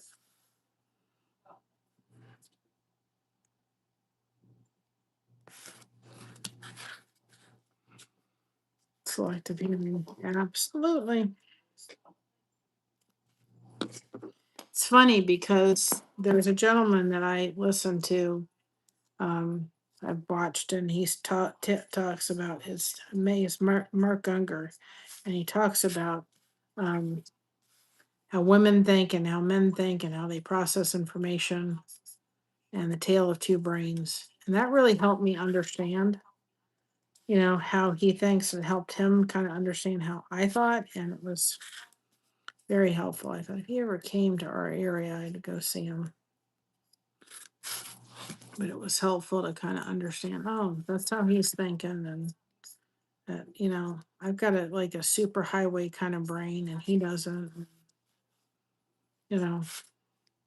Like I said, I'm not doing this yet because I have to. Yeah. Hi, Zach. I'm not doing any of this part that we have not done fabric around. I am not doing that part yet because that would, and I'm not doing this side. I'm just going to do this side, this little part here. The rest, if I do that, when we try to put the fabric in, it's going to just take this stuff and it's just going to push it in. You won't see it. I'm not doing that part yet. I'm doing the part that is already been done by fabric. So we're going to start on this end. It'll be better.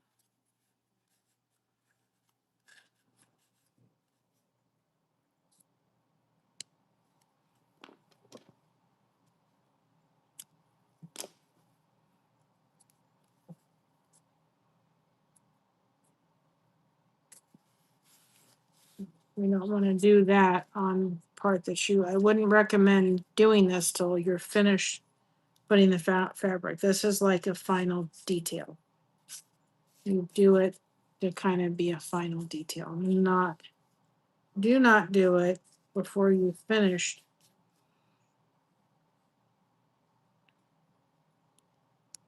But I'll probably have to get some more of I'll have to see if when I go to Sam's Club, I'm going to have to see. Awesome. I'll have to, I'll have to see. Now, tomorrow, I'll try to get the shout outs out and just have them up to it.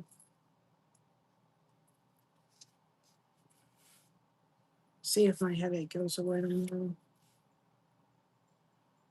Not, I'll be me. It's too late for Culver's tonight. I was almost debating in my head. And this may be a little tricky, and I didn't think of this. This is nuts. Well, see how we can make it work. Because I should have done this first and then that on top. See what we can do. Let's see if we can lift you up for a minute. This is not totally dry yet. Because I should have done this first and then laid that on top, and I didn't.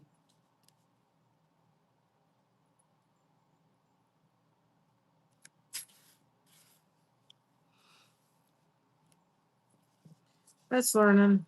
No next time, right? Got to get this up. We can make it work. We've got to lift this up very carefully, but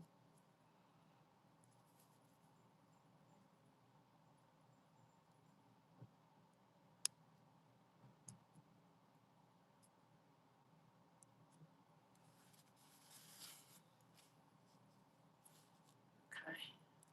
But we gotta, okay. We're gonna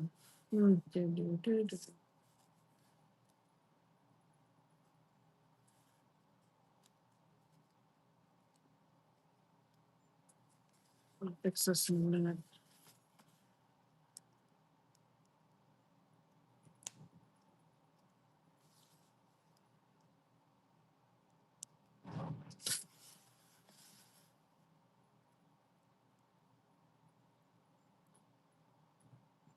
Okay. I think I've got it enough in there that I can snip that.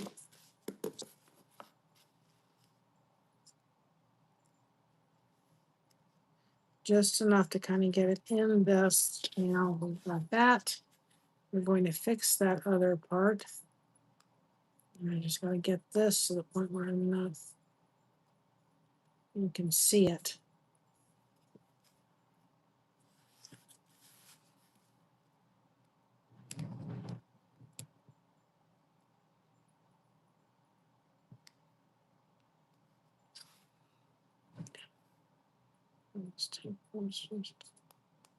Don't think I'm going to get that. I think I'm going to get it.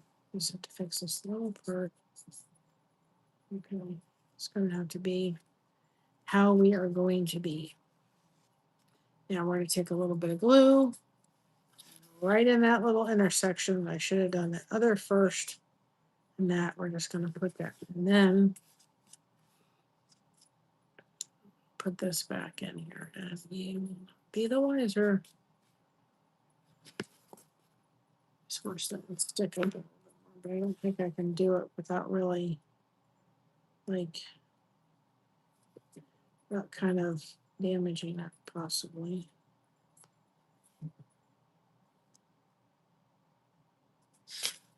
I'll just have to kind of get with it. Because I don't think I can do it without really kind of.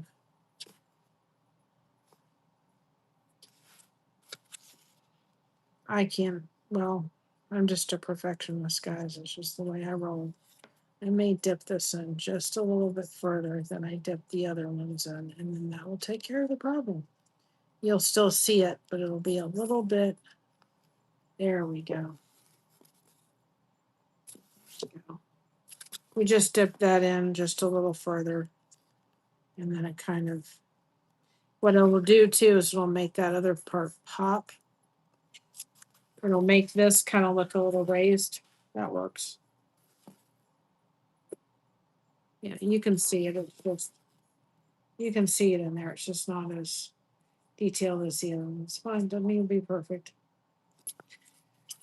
So we will finish this one. I don't know if it's tomorrow because tomorrow I have to finish Seth Caddy's. I'm not going to outline the stars. The stars are fabric. I might outline the flowers. We'll see. The stars are done with this fabric. Hold on a second. Show you what fabric we used. We used this fabric. So the stars are already on there. It's not something that I can outline. What I will do is outline the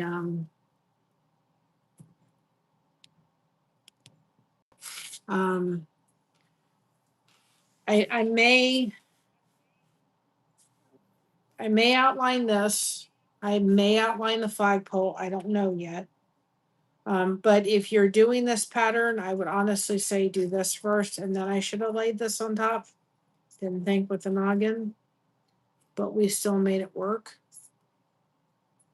It's still there. You can see it. It's just kind of hidden in that little spot. And two, the glue's not dry yet. So, but still, I should have done it to, it still sparkles there. I should have just done it. Push this in just a little bit more. Just, then it won't look so awkward. Yeah.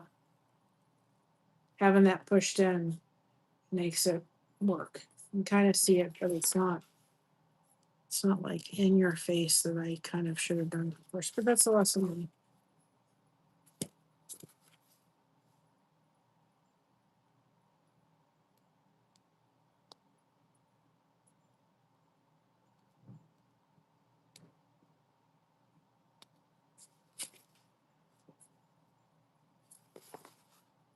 That's fine. That looks good. Looks fine. Nearly lost my mind. So I don't know what I'm going to do when it comes to that part yet.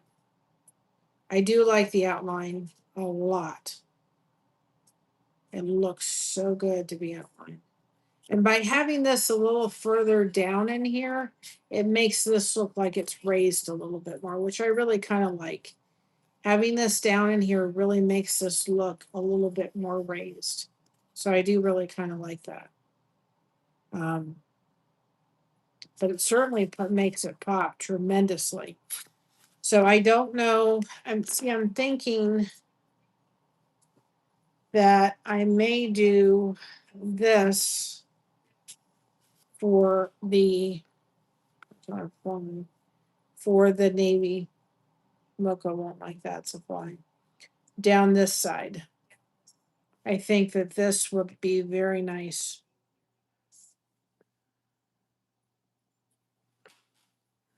Mocha hates flies. She hates them. Anyway, I think this would be very nice to do for this. I really like that. Yeah. What I'm going to do for this, I think I'll probably use a little bit of the white sparkle for like here. And then I was thinking to use this section here because it's got the gold for the top of here. I think that would look really good.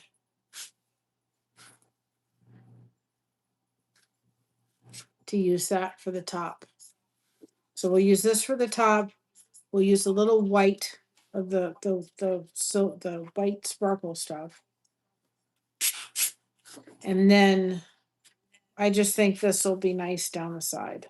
What do y'all think? I'll use it going down this way so that the kind of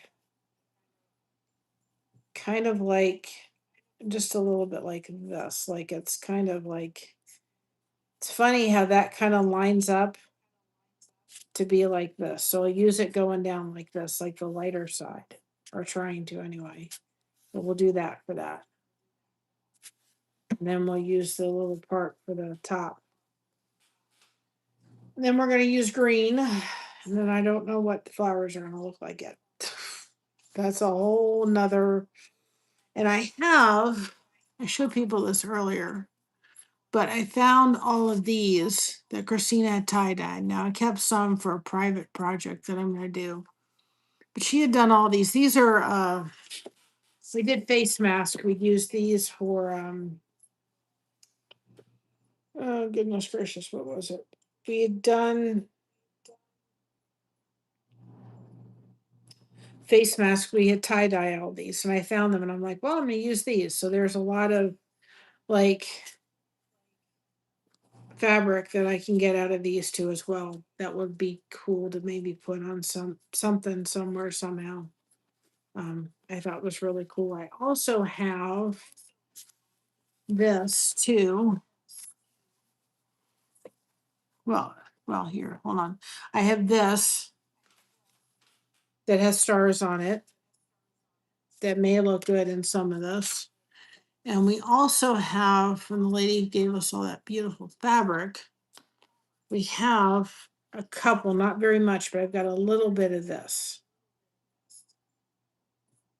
So I don't know if maybe that would look good. I don't know, but we'll have to see.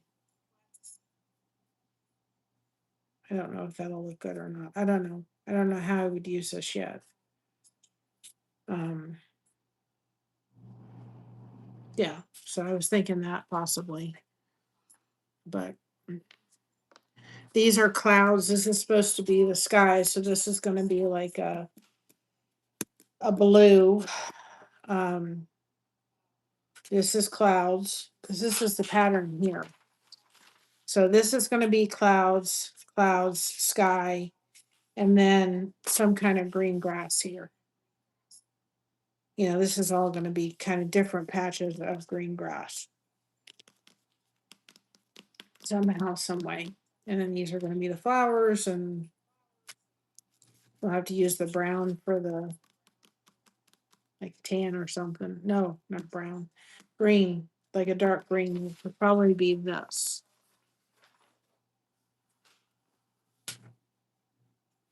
So I don't know. We'll see. I did a combination of using ChatGPT and my own imagination. So I looked for a lot of patterns that were color, not color, color book patterns, and then I was able to modify it. So this one came off of something, and I've modified it. I may hate these flowers at one point. I don't know yet.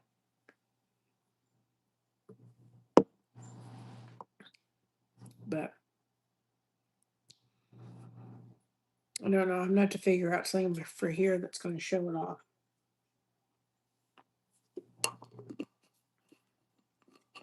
Because these are the mountains. So I don't know that part yet. But I really like how the flag came out. I love how the flag came out. We're doing a lot of sky up there. Problem is that I don't know how I'm going to do the bottom yet. Because the flowers are going to need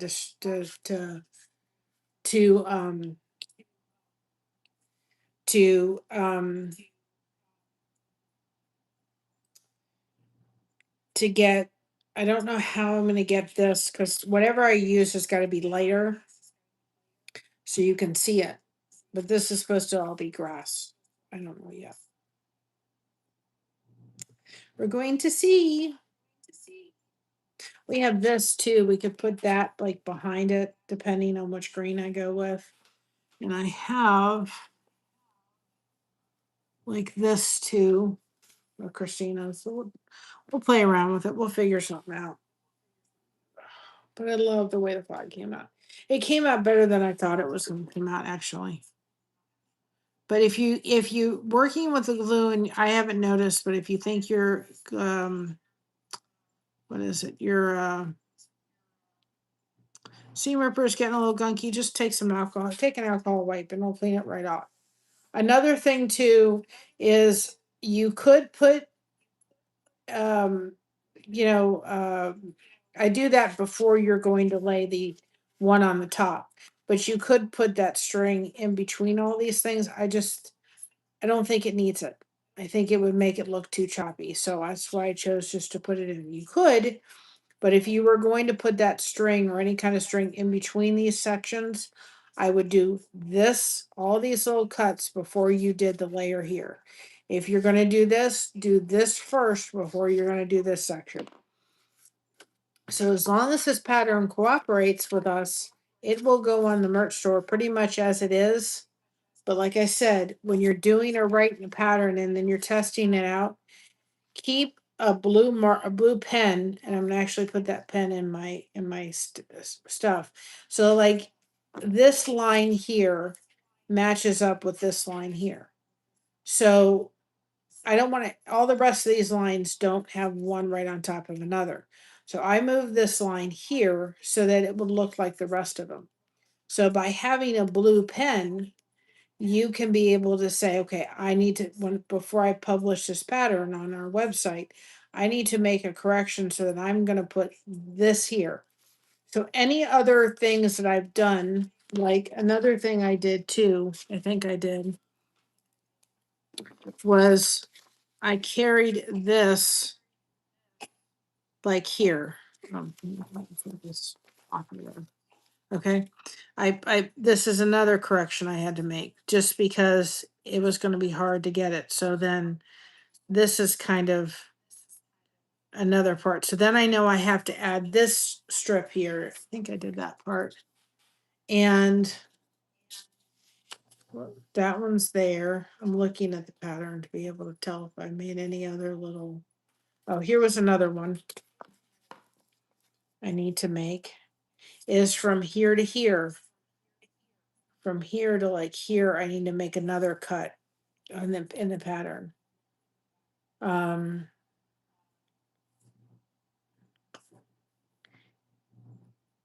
Roughly here to here, I need to make another little cut. Because trying to get all around here is not going to work. Trying to see if anything else. Another one I made when I did it afterwards was like here to here was a cut.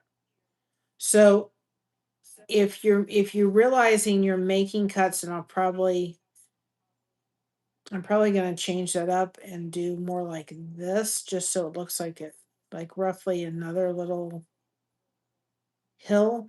Like I'll do something like that one. Actually, I know it's a very poor thing, but I'll make more of that so it looks like another little tiny hill instead of that. That way, when you're making, if you're testing a pattern out, you can make those corrections. So I'm actually going to make that cut be more like this. That it doesn't look awkward. So if you feel like you need to make it, then go ahead and use a pen and be able to make that cut. Yeah. But then that way I know I need to be able to make those corrections in the cut, in the pattern. So when I publish it, I'm able to give it an accurate thing. And it may not look exactly like the one I did. I mean, when I get done with it, but I know that those are the different kind of changes so far that I've made since I've done this. Because I realized when I did this, before I had this, if I hadn't made that, this was going to be a very tricky area to have to put this whole piece of fabric in.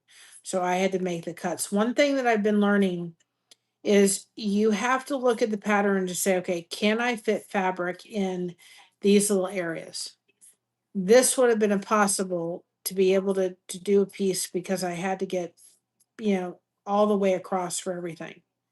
This whole thing to have to get down in here and all over, it just wasn't going to work. So you have to be able to make those, and it looks like part of a hill or part of the thing. So, it may not be exactly it, but you can make it so that it can. I still like the straight. I think the straight looks better. Have a pen different than this, because now when I go back into Canva, I'm gonna go, okay, and had this correction made, this correction made, this correction, all these, anything with the blue pen, I know I need to make a correction. So it's just something to think about. Have your pattern on hand and make your correction. And I'll do the same thing even when we're at the goose. This is the goose, right? This is the pattern we're going to do. And I know that I'm going to take this with me, and any corrections I need to make, I'm going to make this, I'm going to have the pen. If you're doing it in blue, have a black pen. I know every blue mark on here is a change I have to make before I can publish the pattern. I don't think this is going to be that hard, but if I needed to, I could. Yeah. Well, we're doing an event at the Goose in our local area, and I figured I'll make a goose, and then when I get done with it, I'm going to give it to the guy that owns the goose. So when you have your thing, which one was it? I'll look at it for a second. I originally did. Hold on a second. I gotta think about it. Which way I gotta find it? It was right here, and I don't like that straight across. You won't be able to tell when it's hidden for fabric, but I'm going to take it and I'm going to literally just curve it so it literally comes and meets it over here. Now it's a curve instead of it being, the rest of these are peaks, but at least right there is a curve instead of a straight line, and I think it'll look better.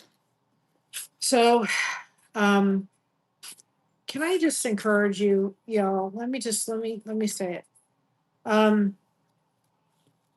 First of all, I want to tell everybody thank you for being here. Second of all, I wanted to say that I don't tell you all everything that goes on in my life, but there's just some things going on right now that personally are just, I'm struggling a little bit. And this is helping me tremendously. So is crocheting. But I really needed, as difficult as my headache, and it's a little better, it's just still there. As difficult as it was, and I was like, I didn't even want to sit down tonight and do this. I'm so glad I did, because sitting here after working on this, which I'm still my pattern, and I won't be a pattern I publish, but with this one, and we're still going to finish this one, but I can tell you, I felt like I had grown since the first one I did, but I'm like, am I really that good at this? And I think I needed to sit down tonight, because here's the thing. I'm doing patterns. I am wanting to do patterns that I can do and put up for you all and put up for other people. And Josh even says, Mary, this was not put in your lap for just, put in your lap for anything.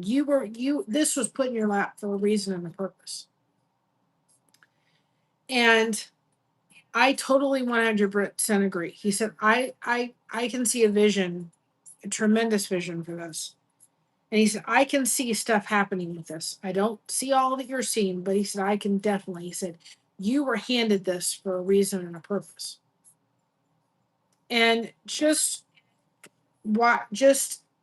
sitting down and doing this part with the flag tonight was such an encouragement, because to some degree, I felt like a failure. I felt like a failure to this, even though I'm going to treasure this pattern. I kind of somewhat felt like, boy, am I really that good at it?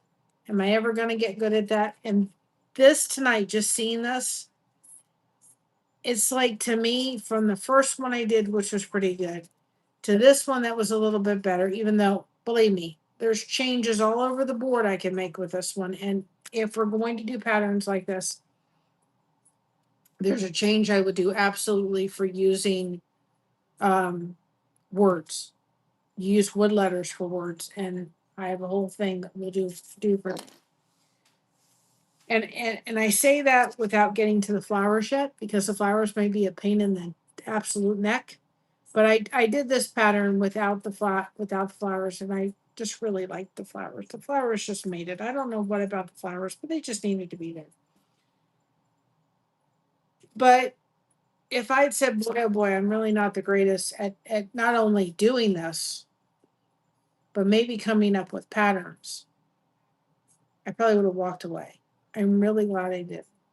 I'm glad I stuck to my guns and I did it. I sat down and like, hey, I may not be as bad at this as I thought I had. I'm really getting the hang of it.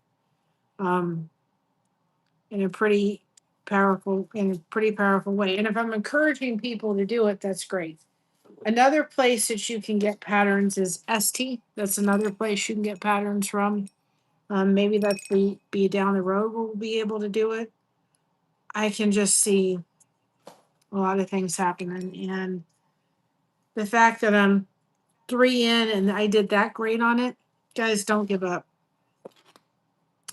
You know, you're not going to be good the first time. You may not even be good the second time. And there's patterns I may do that go, boy, boy, that never turned out well at all. But don't give up. Worst thing you can do is give up. Um,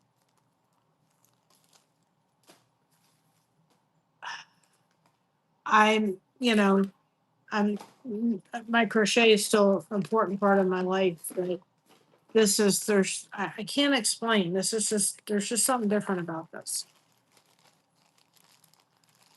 Yep, and that's exactly it. And it's really helping me a little bit right now mentally. I'm not going into detail about anything, but it's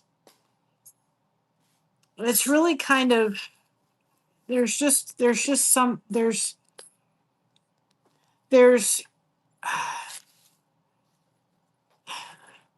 just there's just something that's taking my mind a little bit off of life right now altogether. Not major stuff's happening, just some things that are happening, and that's because my life has changed, and some people around me's life has changed, and are needing to give a lot of grace in places, and I'm trying to, and you know, and I think we've come into a society or into a world sometimes where people have their own version of who you should be. I won. This is what we're working on. The flag. This is my own pattern. I think I'm doing pretty good. I think people expect you to fit into a box. And they want you to be this version of what they would like you to be. And if people remember one really, really important thing, yeah, you can't be anybody else but yourself. And people better take the time to get to know you. And the people around you, whether they're friends or family, whatever, if they're true friends and family, they better love who in the heck you are. Because trying to be somebody that you're not is so tiring and exhausting. And it depletes you from everything. And I have spent my entire life trying to be somebody or trying to please somebody or trying to be in a position where I better do this right or that right, or and it's exhausting. And I'm thinking, you know, the one person in my life, there's a couple of people, not just one, but the one especially in my life that is just, you know, is my husband. And I thought about it tonight. before I met, well, I had known Mr. Blessed to Crochet since '97, but when I was when I was Christina was probably 4 or 5 years old, and I had gotten on eHarmony, and there was a gentleman who I had gone to school with, and we were a match. And I had done something really, I had entered in somehow, I don't know how I did, like I had 10 children instead of just one. Something happened. And I'm thinking, that was blocked for a reason. I don't know if anything would happen. He's happily married and all that, and that's wonderful. So am I. I thought I was supposed to be married to Mr. Blessed Crochet. Because he'll just look at me and he'll say, "You're the most wonderful person I've ever seen or met in my life." He doesn't want me to be anybody else but myself. He's not trying to get me to fit in a box. And I've accepted him for all he is and all the struggles and all the difficulties. And I've loved him through a lot. And we were at the Lowe's last night, and he was trying to explain to me about this, because for him, when it comes to the cuts, they got to be like perfect. You know what I mean? And he was trying to explain to me about um, the straight edges and all this kind of stuff. And I was trying to explain it. Hi, Chip. Salute, salute, everything. And I was he was trying to explain it to me. And I was like, you know, I just looked at him and I said, "That's why you're the cutter and I'm the crafter." Because I can't figure this out. This is not my strong suit. And I'm thinking, if we could come together a lot more in our lives to look at people's strong suits and be able to say, "You know what, that's not mine. Let me use mine and use yours." Boy, would we be a much better society. I'm thinking, I me trying to figure out a straight edge and trying to figure out an 8x8 square and all that. That should be really simple. It's not for this set of mine. But for Josh, you may not be everybody, but Tia's never apologized for not being coffee. That is so true. But I'm thinking he gets it. He understands the straight edge and how to do the straight edge and how to make it 8x8 and all that kind of stuff. And he's using the straight edge and the framing, whatever. And I'm sitting there going, it's Japanese to this head. I don't want to deal with it. You do it. And he made it square and everything. And I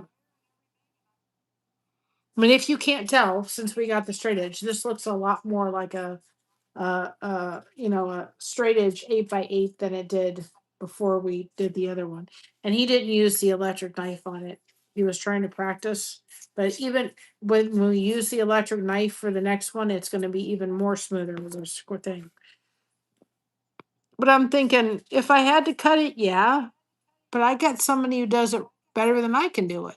So let him use it. Let him do it. Not only that, it makes him feel good that he's helping me because he's also in a position where he feels that he is, he'd like to be out working, he'd like to be out providing, he'd like to be working on cars, and he can't because of his disabilities. So it makes him feel like he's doing something good. And he's doing something that I can't do as well as he can. But I don't know. I'm in a weird place in my life where I'm like, do I spend the rest of my life trying to fit into a box everybody wants me to fit into? Don't do this, don't do that, don't do this. Well, don't do this, and you do this, or do I just be me? And then people either accept it or don't. And I just, it's just a weird place. You know, people need to really learn how to learn people's love language, because if we would understand that, especially with the people that we love around us, boy, would it make a difference. For me, it's words. For me, the words are my love language. my dad, and I want to say this right now. My dad was not altogether terrible. Yes, we had our difficult times and it was hard, and there were times where we were just really at each other's throats, and he could be very verbally abusive. It just depended. Yep, how others see you is not important. How you see yourself is everything. Absolutely. Um, but I used to say, when my dad would get really angry, when he would just come out with stuff, or when my grandmother would be in one of her moods and call me every name in the book, those words affected me so deeply. That's why, and they say people that are sensitive and they take in everything, they feel it so deeply. And I'm like, I just felt it in every part of my being when that happened. I'm like, I'd rather have him hit me than for him to, you know, just cut me to the core. And I've been really sensitive all my life, and it's the way it was wired. It truly is. It's not me just being it. It's the way I was wired. I was wired very, very sensitive. And my teachers were like, well, if when the kids would call her names, if she would just not show it all over her face that it affected her, it wouldn't be so much. I'm like, I can't help it. I wanted to be accepted, I wanted to be loved, I wanted to be part of the group and part of the thing. And there's like I said, there's a gentleman on YouTube, I think it's Awkward something or other, and he was talking about that. He says, I don't have a lot of friends, but he said, my YouTube community is so amazing. And I'm like, I totally get it. So when I want to sit here and beat myself up, you guys don't allow me to. And it's the one place where I feel like I can be myself without being judged or try to put in a box that yeah, we all want those things.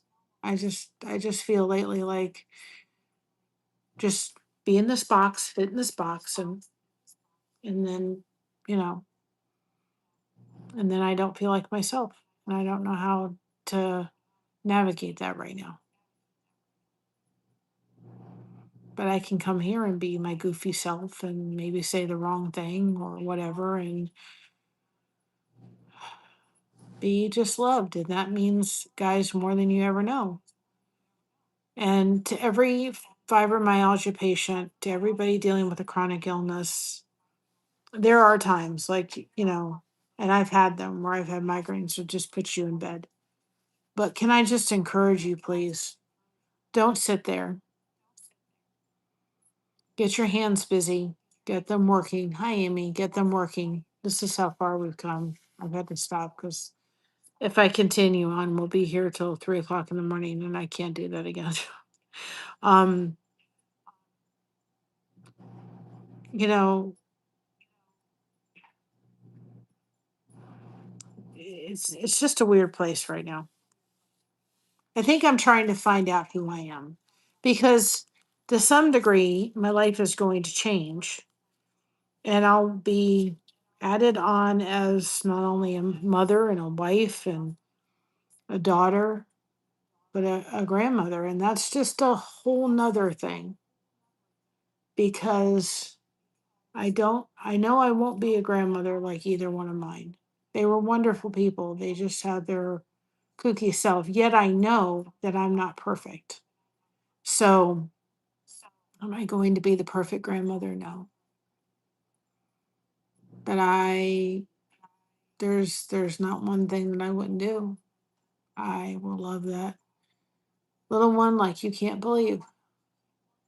And just be thanking the Lord every day that I had the privilege of doing that. Because at times in my life I didn't think that was going to be possible.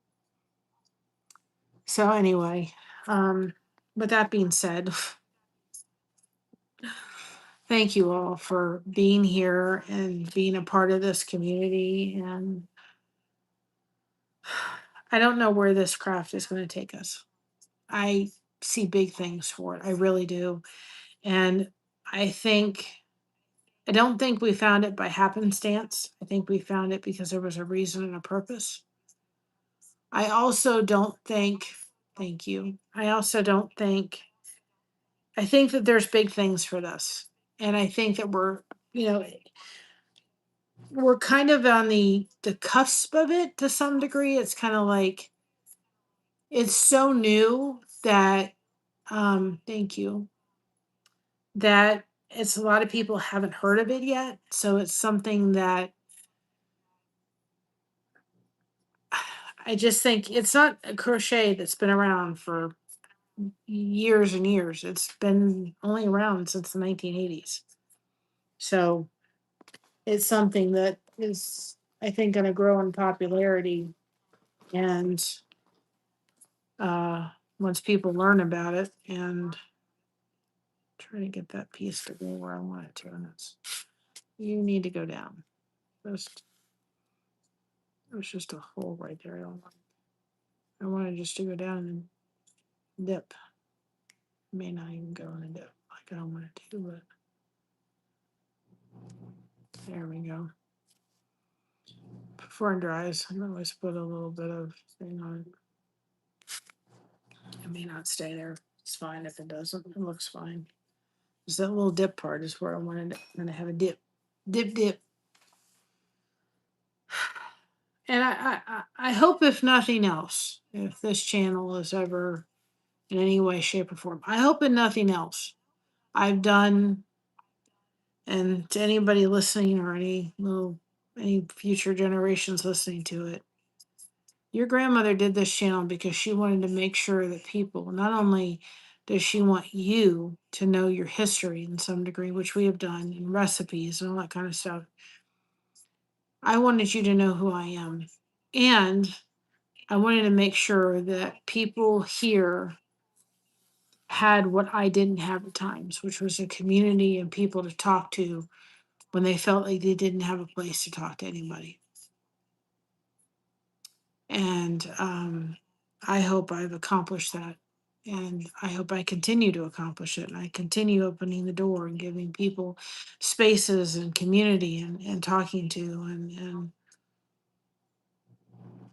the day that stops is the day this channel, I don't go back on live again. And it won't happen because I will always open the door and make crochet that connection. It's that simple. Because I've been there, done that, where I'm like, okay, you don't have anybody to talk to as your life is falling apart. And there's too many people in this world that for whatever plan or purpose, there was it's popping up on my feed, and there's people that are being scammed. There's this one lady that was being scammed out hundreds and thousands of dollars. I'm thinking, you know what she was looking for? She just wants attention. She just wants friendship. She just wants love. You know what I mean? Yeah, I think are giving people that, yep, they want it, they'll take it. And I'm thinking to myself, what are we looking for? I think we're looking for connection, and that's real, and that's not something. I'm like, yes, do channels on YouTube need to be supported? Absolutely. What they do and the equipment they maybe grow into getting or something, or the content that they put up. Yeah. I mean, is it nice to support a little bit of your favorite YouTube channels? Absolutely, 100%. They do a lot of time and effort to put in to give you what they, do. But I don't do that for this. I come on here because I want you guys to have that connection. If any ad revenue or super chats, that goes to mom. It didn't come in my pocket at all. I'm not doing it for me. I'm doing it for other people. And one thing my husband has said, he said, I've never met anybody like you. He said, you will do for others before you ever do for yourself. You don't do things for yourself. You do for other people. Like, that's what I do. I take care of myself last. I take care of people I love first. That's the way I roll. And so anyway, you know, there's a fine line because, you know, with all of that. But people that have supported us, whether it's through monetary value, whether it's through some out there just focus on what they can gain from you rather than what they're getting to know you. Absolutely. Whether they've supported us by watching watch hours or just letting everything run so we get the ad revenue, which isn't a lot, but it's a little bit. All that kind of stuff. You know, whether it's just to be here, show up, make chats, make comments in the videos and so forth. All that support. Some people can do things in ways other people can't. It's not that. And if people never give on this channel, I'm not here for that. I'm here for you guys. And I hope that shows. To me, any of the extra stuff is just an absolute blessing for her. And I'm very, very grateful beyond belief just to have everybody we have in our community. So with that being said, I'm gonna go have a snack. I've got soap caddies I've just got to end tonight before I go to bed. And I think I'm gonna go to bed, maybe put heating pad on my neck, go have a nice hot shower and see if I can make this headache disappear. If not, then tomorrow I'll go run to Culver's or something and get myself something. I may end up having to do that with Burger King or something and get myself something. I don't know if I'm gonna come live tomorrow because, like I said, I got to any soap caddies that have to be done tomorrow because they have to have overnight. They have to be washed on Thursday and hung to dry so we can pack them on Friday. Yeah, and be praying, be praying. Um, be praying that it's not too hot on Friday. We have one of those tent things, so we'll be putting it out there, but be praying it's not too hot. But I need to finish those soap caddies.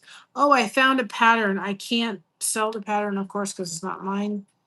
But I found it so that if I can figure out how to do it and make it good enough, I can put them in the merch store. I found a floor turtle. It's made out of cotton yarn where it kind of lives on the floor, goes on your counter, and then if you spill something, you throw it on the floor and clean that up instead of using your towel. But I thought I was going to get some done maybe before the show this Friday or the place that we're going to Friday, but it's not wasn't in the cards. But I'm going to sit and see if I can get one done, and then maybe I can also offer the floor turtle on the merch store or something. But I can sell what I make, and give it, of course, to mom. But I can't sell the pattern because it's not mine. But I will put the pattern in, somehow, some way, so that if anybody just wants to purchase the pattern, they can go support the gentleman that has the pattern. But if not, everybody crochets. So if not, and then Thursday we're supposed to go up to see Christina. So, and then Friday's the show.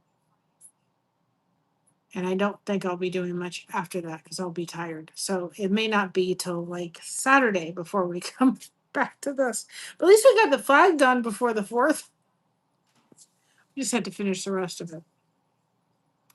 Anyway, and we'll see. I'll try to go live from the goose thing so you can see it a little bit, but I'll be busy with all that kind of stuff. So, guys, I'm gonna let you go. I know I've said it a couple times, but I'm gonna really, truly let y'all go. I will see you all sometime. If I'm up to it, I may come on live tomorrow. We'll see if I need a break between subcaddies. We'll see. But remember to be proud of being you. because everyone else is taken, and I'm still, I think it's a work in progress throughout your entire life. Um, big hugs to you as well. Um, big hugs to everybody. And we got you covered. Thank you so much for having us covered. Keep crocheting that connection. No crochet hook is required. Yep, I think I got it all. I'm tired. I love you all, but I'm really glad I came live and got my mind off my headache and just everything else going on right now. Love you all. Have a great night. See y'all possibly tomorrow, possibly Thursday. If it is, it's going to be a pop up between the next couple of days. All right. Love you all. Talk to y'all later. And if you're in where it's hot, stay hydrated, stay cool, and be safe, y'all. I love each and every one of you. I'll talk to y'all later. And thanks for sticking with me. Bye bye, everybody.